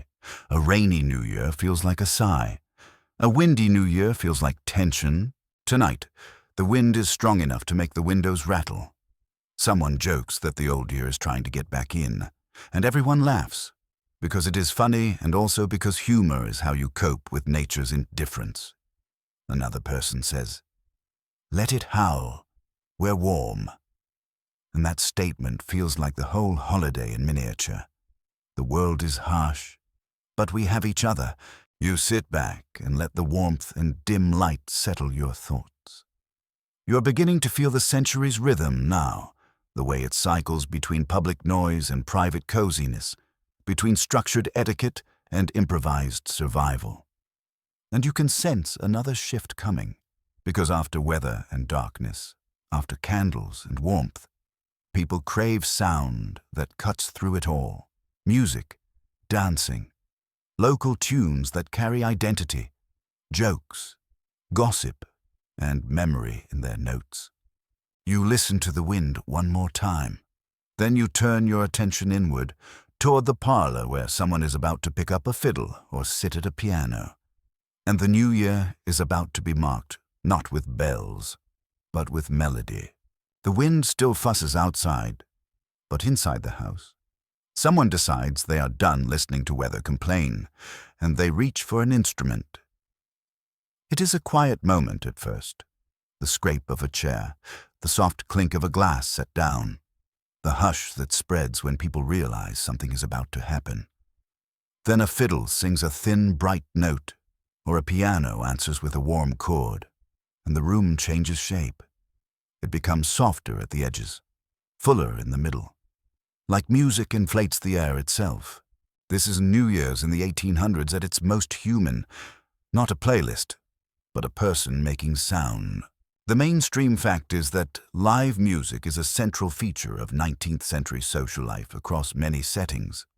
In homes, people gather around pianos, fiddles, guitars, banjos, flutes, whatever is available. In towns and cities, you can find bands, dance halls, theaters, and public concerts, especially as the century progresses and urban entertainment grows. Music is not background. It is participation. Someone plays, someone sings, someone claps. Someone complains that the tempo is wrong, and everyone is involved whether they wanted to be or not. You watch the first song pull people in. A woman hums along. A man taps his boot. A child, half asleep on a chair, stirs when the melody brightens. Songs are memory triggers. They carry places and families. They carry identity. You realize that on New Year's, music does a special job. It ties last year to this year without words. The tune you sang last winter returns, and suddenly time feels circular, not just forward. In a middle-class parlor, the piano is queen. The instrument itself is a status symbol, a heavy piece of furniture that says, we have culture and also enough money to move large objects into our home. People play popular songs, hymns, sentimental ballads, maybe even simplified versions of opera pieces if someone has training. Someone sings with earnest emotion. Someone else sings with enthusiastic inaccuracy. Both are applauded, because politeness demands it and because it is New Year's and nobody wants to start the year by being mean. You sit there and think, this is the original Support Your Friends band. Except the band is your cousin and the venue is your aunt's parlor. In working-class homes, music can be more informal and more rhythmic, less about refinement and more about energy. A fiddle, a concertina, a banjo, songs that people learn by ear, tunes tied to labor, migration, local life, and immigrant neighborhoods. Music can carry old country melodies that survive even when language starts blending. In rural areas, music travels through barns, kitchens, and community gatherings, shifting slightly each time it passes, like oral history with a beat. The quirky tidbit is that New Year's music can also be a vehicle for gentle roasting. People make up verses. They slip in names. They joke about someone's habits, someone's courtship, someone's failed resolution. The song becomes a socially acceptable way to tease without starting a feud. Sometimes the teasing is affectionate. Sometimes it is pointed enough to sting. But even then, the melody softens it. You might hear a verse about a neighbor's love of punch, and everyone laughs while the neighbor laughs a little too loudly, which is how you know it is true. Historians still argue about how music functioned in 19th century communities, whether it primarily reinforced shared identity and social cohesion, or whether it also highlighted divisions by class, ethnicity, and region through different musical tastes and access to instruments. You can see both. A piano recital in a parlor is not the same as a fiddle dance in a barn. A formal waltz in a ballroom is not the same as a lively reel in a kitchen. Yet the impulse is the same. Mark the moment with rhythm. Pull people into shared time, because that is what music does. It synchronizes bodies. It makes a room breathe together. Someone announces a dance, and suddenly chairs get pushed back like furniture is being politely evacuated. In a parlor, dancing might be more restrained, careful not to knock over anything expensive or embarrass anyone's mother. In a more informal setting, dancing can be vigorous, the kind that makes the floorboards complain. You see couples form, you see hands meet, you see skirts lift slightly to avoid tripping. You see boots stamp in time, and you realize that dancing is not just a pastime. It is a way of negotiating closeness under rules. You can be near someone without having to invent an excuse. The music is the excuse. The dance steps depend on region and community. In some places, you get waltzes, polkas, quadrilles. In others, you get reels, jigs, local folk dances. You might get a caller shouting instructions in a clear, loud voice, guiding people through figures like a human navigation app. Turn, ladies. Balance. Swing. The room laughs when someone goes the wrong way. Someone's hat flies off. Someone pretends it was intentional. You applaud their confidence. There is also the question of what songs mean. A hymn sung on New Year's carries moral weight. A patriotic song carries civic feeling. A sentimental ballad can make people tear up unexpectedly. Because the new year is already emotional, and music is basically an emotional amplifier with no off switch. Someone sings about home, and suddenly you see eyes glisten. Someone sings about love, and you see young people glance at each other. Someone sings a silly song, and the room exhales into laughter. Music turns the holiday into a moving collage of moods. In public spaces, the sound is bigger. A band might play in a square. People gather, bundled in coats. The music cuts through cold air sharply. In a theater, the orchestra warms up, tuning like a flock of birds. At a military post, a fife and drum can mark the year with ceremony, the rhythm stiff and proud. Each setting gives music a different social job. Comfort, excitement, unity, authority. You stand near the musicians and watch their hands. This is labor too. Fingers pressing keys, bow moving, her breath controlled. Music is work made beautiful. In a century where many jobs are harsh, the idea of work that makes joy feels almost magical. No wonder people cherish it. At some point, someone requests a particular tune for the new year. A song everyone knows. The room responds. People sing along, not perfectly, but together. The sound fills the space, and for a moment, you forget the wind and the cold and the centuries' inequalities. You're just inside a shared voice. You're in a community, held by rhythm. Then the music slows. The dancing winds down. People sit again, cheeks flushed, hair slightly undone, laughter lingering. The candles have burned lower. The night feels deep. You sense the energy shifting toward mischief again. Because once people are warmed up, once laughter is flowing, the boundary between fun and trouble gets thinner. And New Year's has always had a mischievous streak. People test the year, they test each other, they prank, they push. They see what they can get away with under the excuse of holiday tradition. You hear a whisper about the boys planning something. You see a grin pass between friends. You catch the scent of trouble like smoke before flame. And you know that the next stretch of the night is going to show you New Year's as social pressure, as prank season, as a time when communities allow small rule breaking and sometimes regret it immediately. You let the last song fade. You watch someone set the fiddle down with gentle care, and you follow the laughter toward the door. Because the new year is about to get messy again. You can always tell mischief is coming because the room's laughter changes texture. It gets quicker, sharper, like someone is bouncing it off the walls to see what breaks.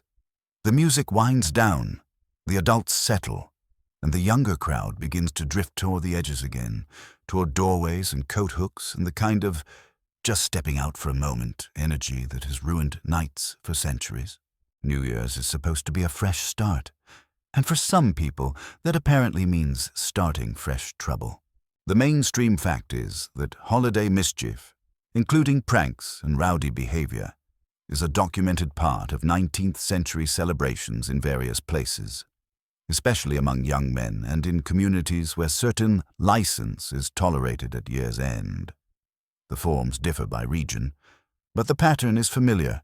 When a culture sets aside a special night, it often permits a little rule bending.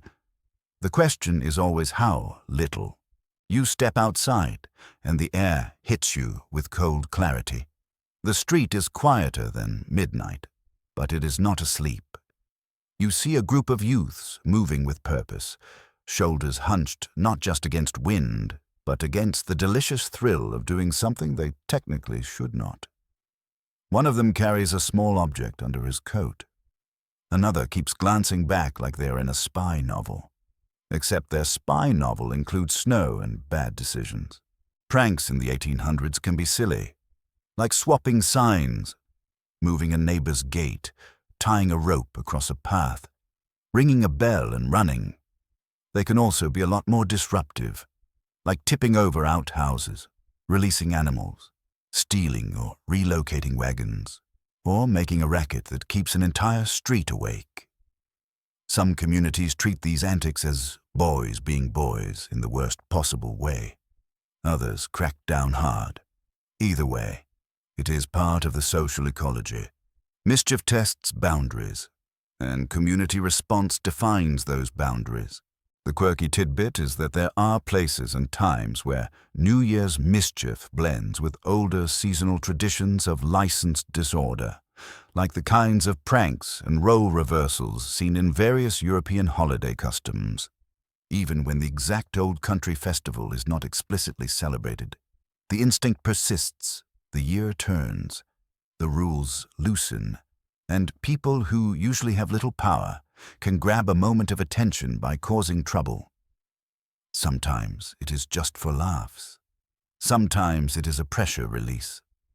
Sometimes it is social commentary, a prank aimed at a disliked authority figure, a stingy neighbor, or someone perceived as arrogant.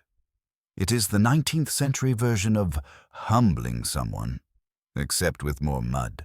Historians still argue whether these prank traditions should be interpreted mainly as harmless communal rituals that reinforced social norms by temporarily inverting them, or whether they should be seen as symptoms of deeper tensions, especially in rapidly changing towns where youth, laborers, and marginalized groups use disorder to push back against social control.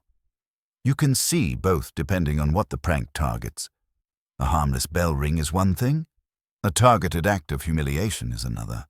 The holiday can mask cruelty as just fun. You follow the group at a distance, because you're curious and also because you are not trying to become an accessory to 19th century chaos. They stop near a respectable home, the kind with tidy steps and a moral aura that could curdle milk. One youth whispers, and the others snicker. They creep up, and you realize what they are doing. They are switching the gate latch so it will swing the wrong way, or tying something so it will rattle loudly when opened. It is minor. It is childish. It is also exactly the kind of thing that will make an adult mutter curses into their morning coffee. They dash away, laughing. Their laughter is bright and reckless, and you feel a grudging affection for their stupidity because it is so recognizable. Then you remember that in the 1800s, consequences can be harsher. If a prank is seen as threatening property or order, the response might involve local authorities, physical punishment, public shaming. Communities enforce norms in direct ways. Humor does not shield you from a furious neighbor with a strong arm and no patience. You move farther down the street and hear another kind of noise, a raucous shout, the thud of something heavy. A different group is dragging a cart or barrel down cobblestones just to hear it scrape. The sound echoes. Windows open. Someone yells at them to stop. They yell back, delighted. This is not subtle mischief.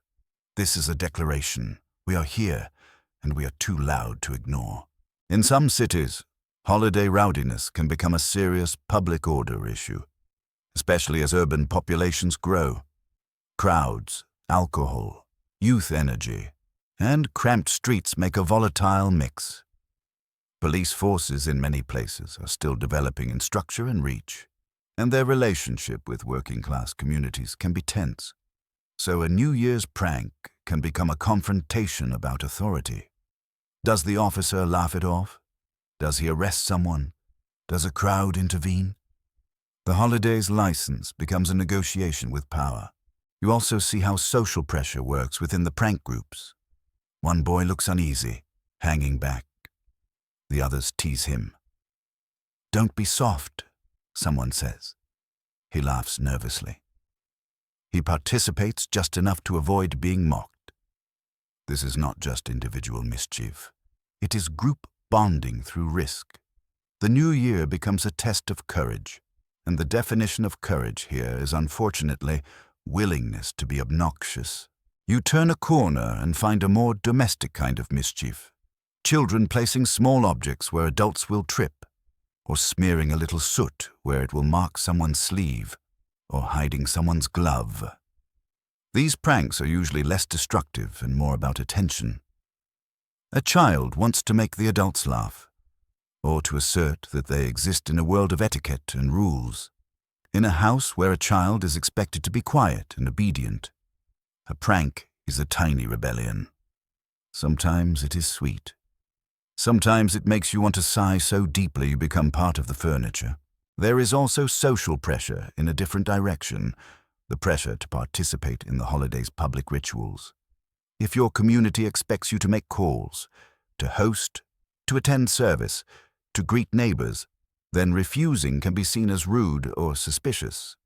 So some mischief is not prank at all, but gossip. The sharp little comments about who did not show up, who did not give proper greetings, who did not open their home, who stayed in their tavern too long, who danced with the wrong person. New Year's can be a social audit, and gossip is the audit report. You overhear two women in shawls speaking quietly by a doorway.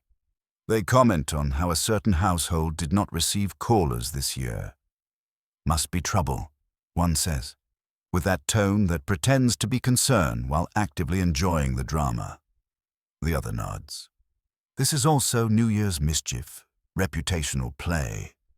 The holiday gives people reasons to watch each other, and watching becomes judgment. Historians still argue about whether these holiday social pressures helped reinforce community cohesion by encouraging participation and mutual recognition, or whether they intensified exclusion by punishing those who could not or would not conform. Again, the answer is both. A ritual can welcome you in. It can also lock you out. You keep walking and see an older man step outside with a lantern, drawn by noise. He looks at the youths with weary disapproval. One youth laughs and bows dramatically, mocking respect. The older man raises his lantern slightly, illuminating their faces. In that light, you see them as they are. Not monsters, just boys, bored, excited, testing limits. The man says something stern. The boys scatter like birds. The street returns to quiet. You stand there and feel the holiday's messy truth. New Year's is not only celebration, not only hope, it is also release. And release can be harmless or harmful depending on where it lands. As the night thins toward morning, the mischief fades. People run out of energy. Cold winds. A few last pranks are attempted and abandoned. The town exhales. Houses close their doors. The year continues. And now, as the quiet returns, another aspect of New Year's rises into focus. Generosity, charity, money, public giving. The way people use the holiday to perform kindness, sometimes sincerely, sometimes as status signaling. Because after the troublemakers have had their fun, the respectable world often wants to remind itself it is respectable. You turn back toward the warm streets and the brighter windows. Because the next thing you're about to see is a different kind of performance. Charity that comforts, charity that advertises, charity that changes lives, and charity that sometimes changes reputations more than it changes anything else. The night's mischief burns out the way a cheap candle does. Suddenly, and with a little smoke, the street's quiet. The boys who are dragging barrels and testing patience vanish into doorways, leaving behind only footprints and the faint sense that the town will pretend this never happened. Right up until someone's gate falls off. And as the new year settles into its first full days, another ritual steps forward wearing its best polite face. Giving, you start seeing it in small ways first. A neighbor drops off a loaf. Someone slips a coin into a child's hand with a wink. A woman ties up a bundle of extra clothes and says she is clearing out, as if generosity must be disguised as housekeeping. Then you see it in bigger ways. Church collections, benefit events, charitable societies organizing distributions, prominent families making public donations that everyone is definitely not supposed to notice, except they very much do. The mainstream fact is that the 19th century is an era of expanding organized charity in many places, alongside older traditions of informal mutual aid. Churches, fraternal organizations, women's benevolent societies, and later more secular philanthropic groups play significant roles in helping the poor, the sick, widows, orphans, and the unemployed, especially during winter. Holidays, including New Year's, often become moments when giving is emphasized, both as moral duty and as social expectation. The cold season makes need visible, and the year's turning makes people reflective enough to open a hand, at least a little. You walk into a church hall where baskets are being prepared. The smell of bread and wool fills the room. There are women tying cloth around parcels with efficient hands. There are men carrying sacks. There is a quiet seriousness in the air. No one is laughing now. This is work, but it is work aimed outward. A list sits on a table. Names, addresses, notes. Who has children? Who is sick? Who lost a job? Who has no coal? In a century without modern welfare systems, local charity can be the difference between discomfort and a catastrophe. You see a boy sent out with a basket. He walks carefully because spilling charity would feel like dropping grace. He knocks on a door in a poor lane, and a woman answers, wary at first, then relieved. The basket is handed over. Words are exchanged. The boy leaves quickly, because dignity is fragile and everyone is pretending they are not witnessing need. You stand there and feel the tension. Giving helps, but being seen, needing help, can sting. The quirky tidbit is that some charitable giving around this time becomes highly performative, almost theatrical. Benefit concerts, dances, fairs, subscription lists printed in newspapers, public acknowledgments of donors. You might see a paper praising a prominent citizen for donating coal or food, and you can practically hear the applause they pretend not to crave. There are also cases where donors attach conditions. You receive aid if you are deserving, which often means sober, compliant, morally approved. Charity becomes a tool of social control as much as relief. The recipient is helped, but also judged.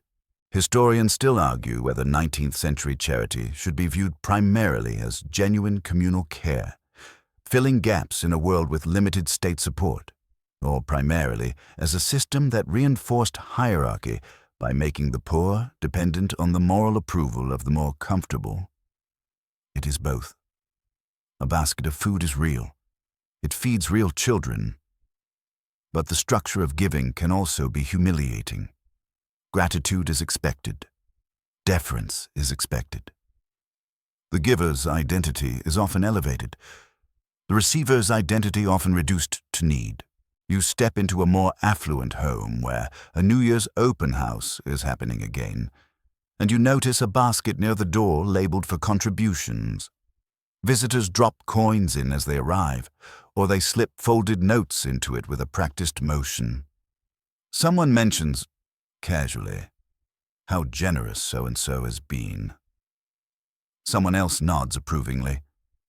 The donation becomes part of the social performance.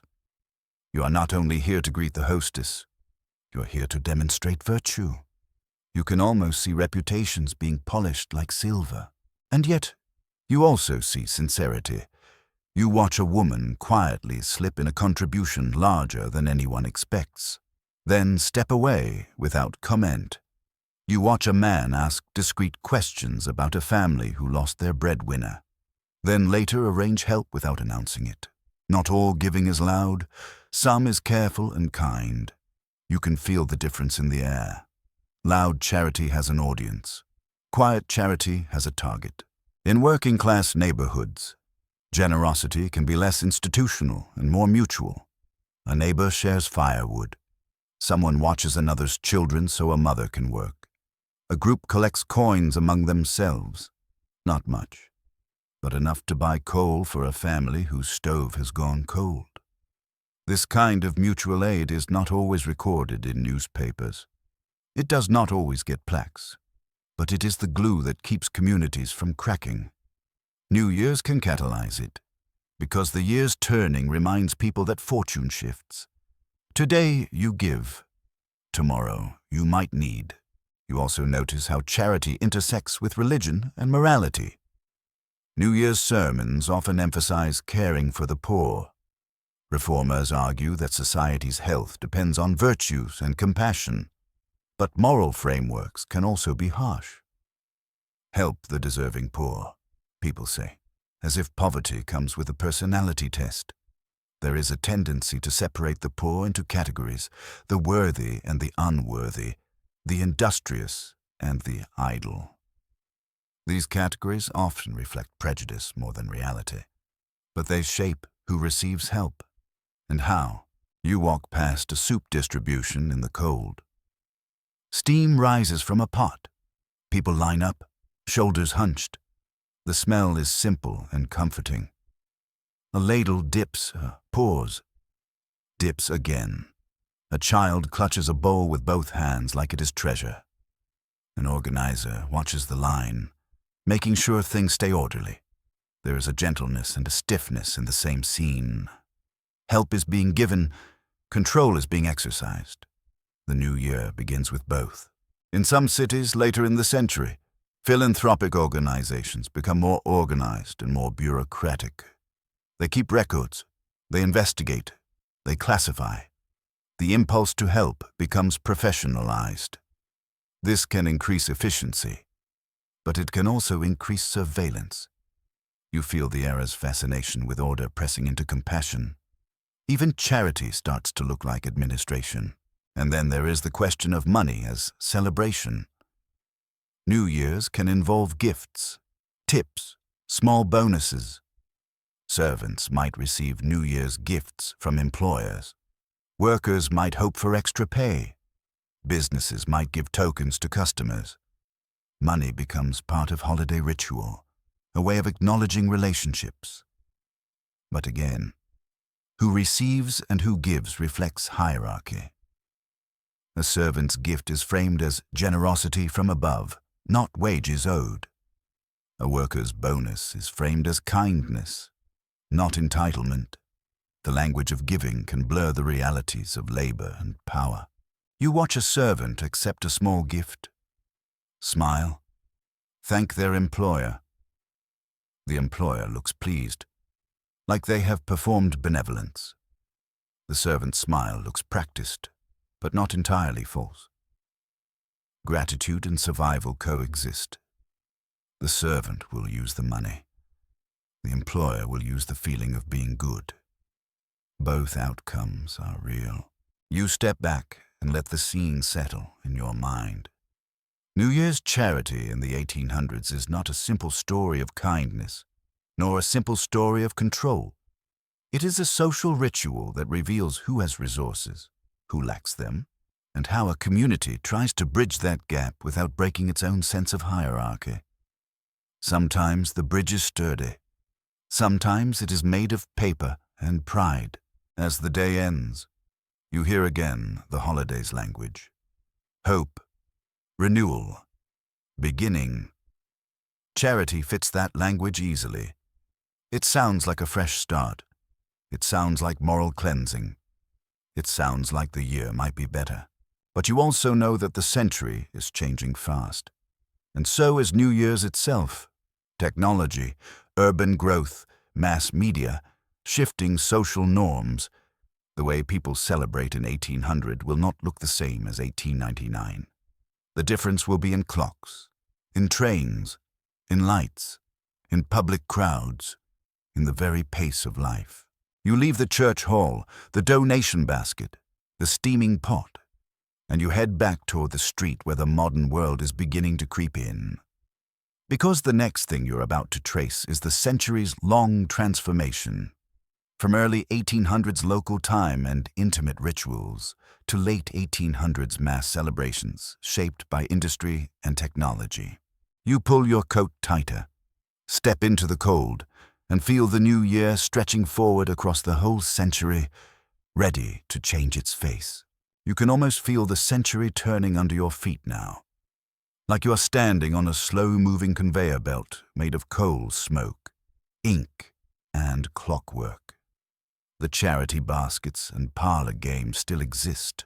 The church bells still ring, the punch bowls still gleam, but the backdrop is changing fast. The 1800s do not hold still. They rearrange the stage while everyone is mid-sentence. At the start of the century, New Year's feels local. Midnight is a neighborhood agreement, a bell you listen for, a watch you have trust, a moment you feel in a warm room because the world outside is dark and enormous.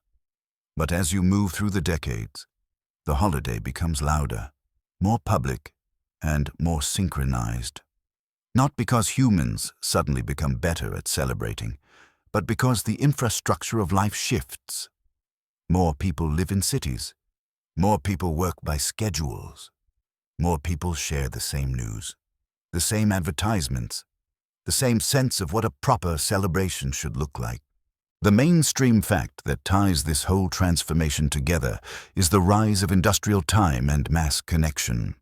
Railroads and telegraphs, expanding cities, and later more standardized timekeeping reshaped daily rhythm across the 19th century. When trains run, a bout becomes unacceptable. When telegraph messages travel faster than horses, the world feels tighter. When factories run on shifts, the day becomes chopped into managed hours. New Year's, which is basically a giant cultural moment about time, cannot help but be affected. Early in the century, you might hear a church bell and call it midnight, and that's that. Later, you start seeing clocks in more public places, train depots, factories, prominent buildings. You start seeing newspapers print precise times. You start seeing people argue less about whether it's midnight and more about how to mark midnight.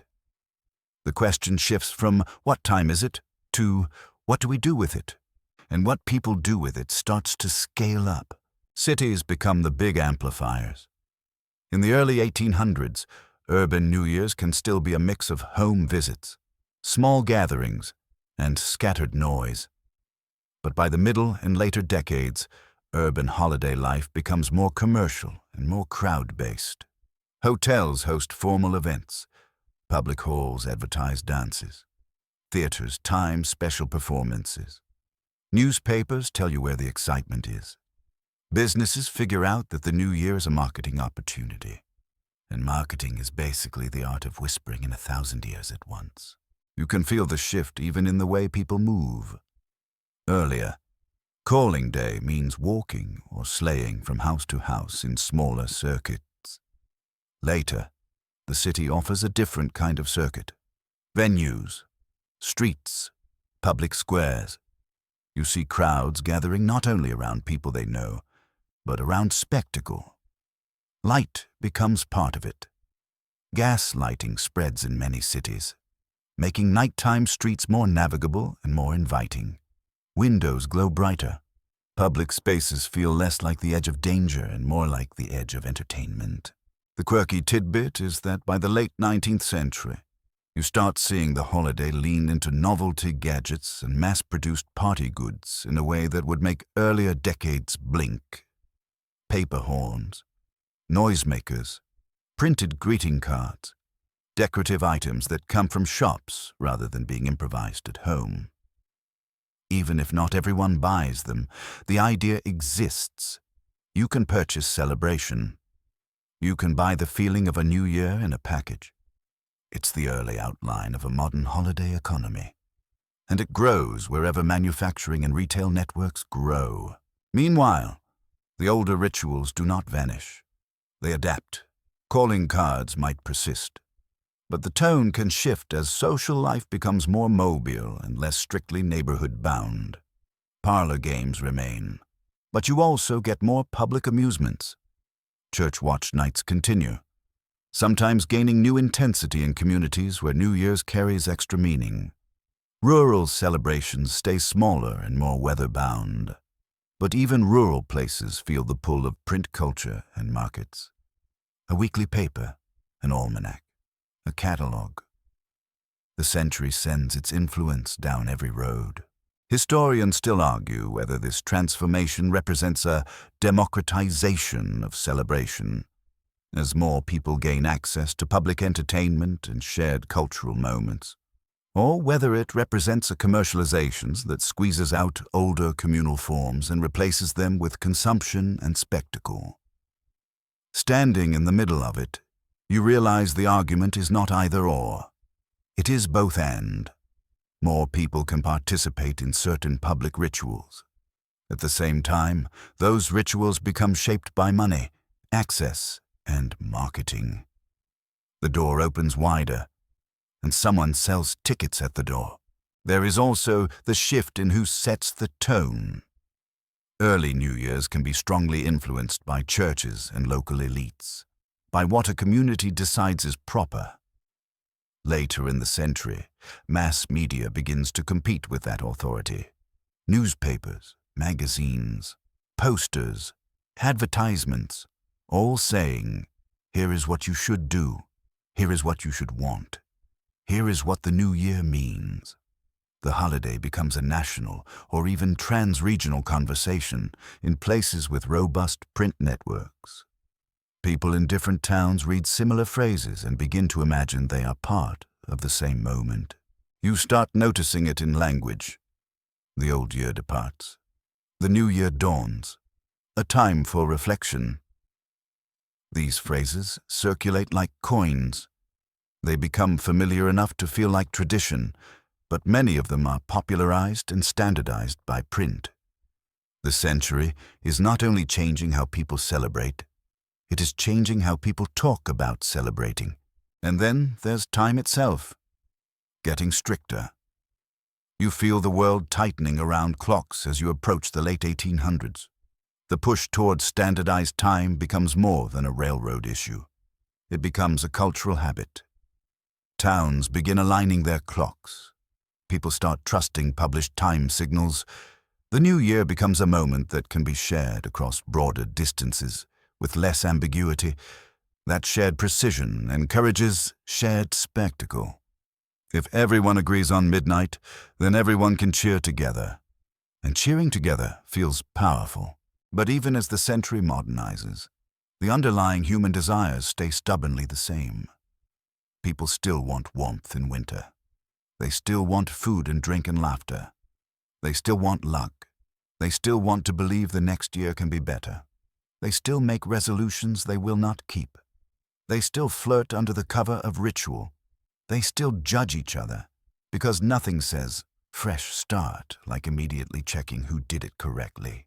You think back to the early century farmhouse warmth and the late century city glow, and you realize the biggest change might not be the traditions themselves, but the scale and the speed. By 1899, the world feels more connected. News travels faster. People move more. Entertainment is more commercial. The holiday feels more like an event you attend rather than only a ritual you host. It's less purely local, more part of a shared modern rhythm. And yet, in any decade, you can still find someone at a window listening for a bell, holding a warm cup, feeling time pass in the body. In any decade, you can still find someone working while others celebrate. In any decade, you can still find a quiet prayer, a silly prank, a kiss in a doorway, a child clutching a sweet, a person reading a newspaper forecast like it's a prophecy. The century changes the costume, but the actor is still human. As you stand at the edge of 1899 in your mind, you can almost hear both worlds at once. The old bell towers and the new public clocks, the intimate parlor songs and the bigger city crowds, the homemade punch and the shop-bought noisemakers. The air feels charged, like the century is about to hand off to something even faster.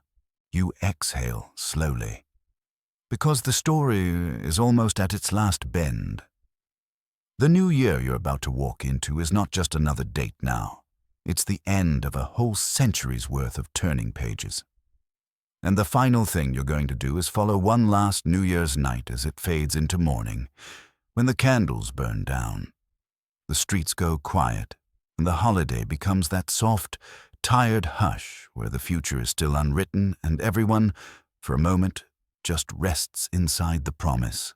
You carry that feeling of the century's shift with you as the last New Year's night your walk through settles into its final hours. The air outside is colder now. That late-night cold that feels more personal, like it has waited until everyone is tired and to finally get bold. The streets are mostly quiet, not empty, just slowed. The loudest celebrants have burned through their energy. The respectable callers have long since gone home. The last songs have been sung. What remains is the afterglow. A few lamps, a few footsteps, a few windows still lit where people are clinging to warmth and each other. This is the part of the holiday nobody posts about, if posting existed. This is the soft ending, the part where the new year stops being an idea and becomes a morning. You walk past a house where the curtains aren't fully drawn, and inside you see the leftovers of celebration. A table with a few crumbs and empty cups. A chair pushed slightly out of place, a shawl draped over an armrest. The candles are low, flames tiny and stubborn, burning down to pools of wax. Someone is dozing upright, head tilted, mouth just barely open, the way you do when you insist you're awake but your body has quietly filed a resignation letter. Another person moves gently, collecting glasses, not making noise, because the house has entered the sacred zone of post-celebration fatigue. The mainstream fact is that in the 19th century, especially in winter, the end of a holiday night often slides into a practical morning quickly. People still have chores, work, animals to feed, fires to tend. Even in wealthier homes, servants rise early. In poorer homes, everyone rises early. The holiday's glow does not eliminate the day's demands. So the final hours of New Year's are usually not a wild crescendo. They are a taper, a soft surrender to sleep and routine. You step into a kitchen where someone has left a kettle on the stove, because even celebration has to plan for thirst. The room smells faintly of smoke and sugar and damp wool. A pan sits in water, soaking. The ashes in the hearth are gray and heavy. Someone wraps a shawl tighter and says quietly, "Well, we made it." Not as a joke, not as a dramatic line, just as a fact. This is how the year begins for most people. Tired but present. Outside, you see the remnants of the night's noise. A scrap of paper from a firecracker. A scuff mark where someone dragged something along the street. Footprints that wander strangely, zigzagging like drunken handwriting. A thin haze of smoke still lingering in the air, mixing with fog.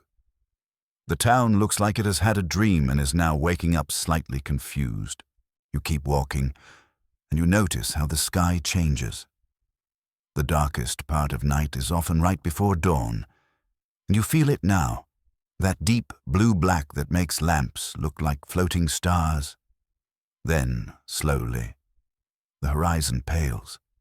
The first light is not bright. It's a suggestion, a softening. The New Year's first dawn is the ultimate quiet ritual, the one nobody has to agree on. It arrives whether you're ready or not. The quirky tidbit is that in some communities, say especially among those who treat New Year's as spiritually significant, people greet the dawn with deliberate quietness, not always formally, but as a mood. A feeling that you should not waste the first morning on shouting, even in rowdier places. You can sometimes see a strange respect for the dawn. The night's mischief fades, and people become suddenly reflective when the sky starts to brighten. It's like the sun is an authority figure everyone pretends not to fear.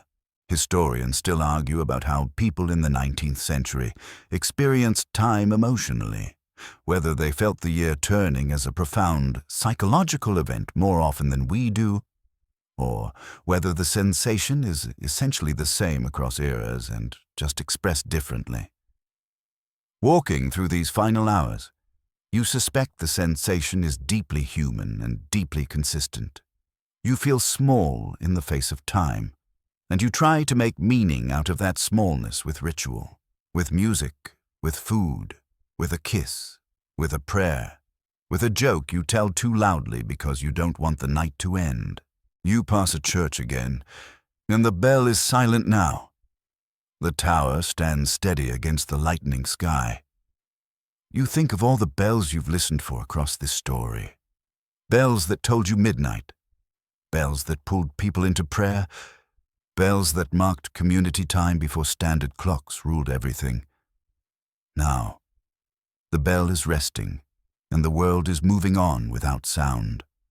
It feels strangely intimate, like you are seeing the town without its mask. You turn down a side street and find someone already at work. A man sweeping, pushing last night's mess into a pile. A woman carrying a bucket of water. A boy hauling wood. The new year begins for them with motion, not reflection. And still, they exchange greetings. New Year, one says. New Year. The other replies. It's brief, but there's warmth in it. Even work has room for a wish. In a nearby house, you hear a baby cry, not because it's symbolic, but because babies do not care about symbolism. Someone soothes the child, rocking gently. The sound is steady, rhythmic, almost musical. You remember the children you saw receiving sweets, the teens testing rules, the adults making resolutions. The holiday has moved through every age like a current. Now it's settling into ordinary life again, as the sun rises more clearly. You can see the details return to the world, the grain of wood on doors, the frost on window edges, the pale shimmer of ice. The town looks calmer than it did under lamplight. Daylight exposes everything, including the bits of mess people will pretend they didn't make.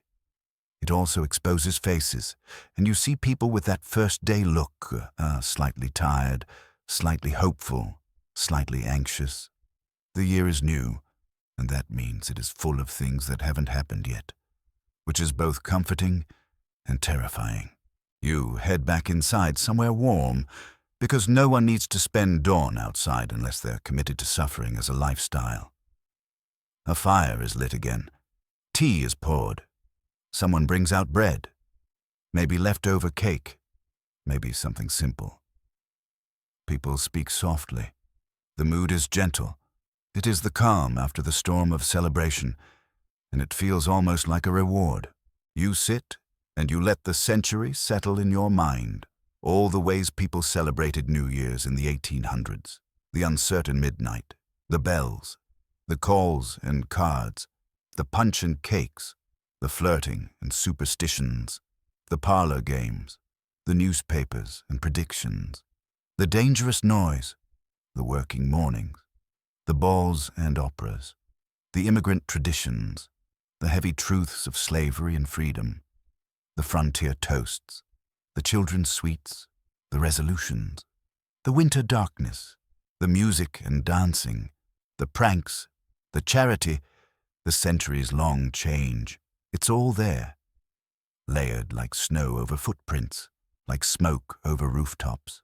And now, as the morning grows brighter, you feel the holiday's last gift. Quiet. Not empty quiet, but the kind where you can hear your own thoughts without them being interrupted by horns or bells or someone yelling Happy New Year directly into your soul. So you let the quiet hold you. You let your breathing slow. You let the images soften at the edges. The candles have burned down. The streets are calm. The new year has arrived. And nothing has to be solved immediately. Not today. Not in this moment. The fire crackles low and steady. The air in the room is warm. Outside, the winter light spreads gently across rooftops, turning everything pale and calm. Your body feels heavy in that safe way, like you could rest for a long time and the world would keep turning quietly without demanding anything from you. And as your eyelids begin to feel like they're made of soft cloth, you remember that the whole point of this journey is not to race through time, but to drift, to let history become a lullaby, full of real lives and small rituals and human warmth. You breathe in, slow, and breathe out, even slower. The new year is here. The century is behind you now, like a road fading into snow. You don't have to walk it anymore tonight. You can just be still, wrapped in warmth, while the world outside stays peaceful and bright. You settle deeper. The sounds fade. The images dim. The morning becomes a soft blur. End of script. Sweet dreams.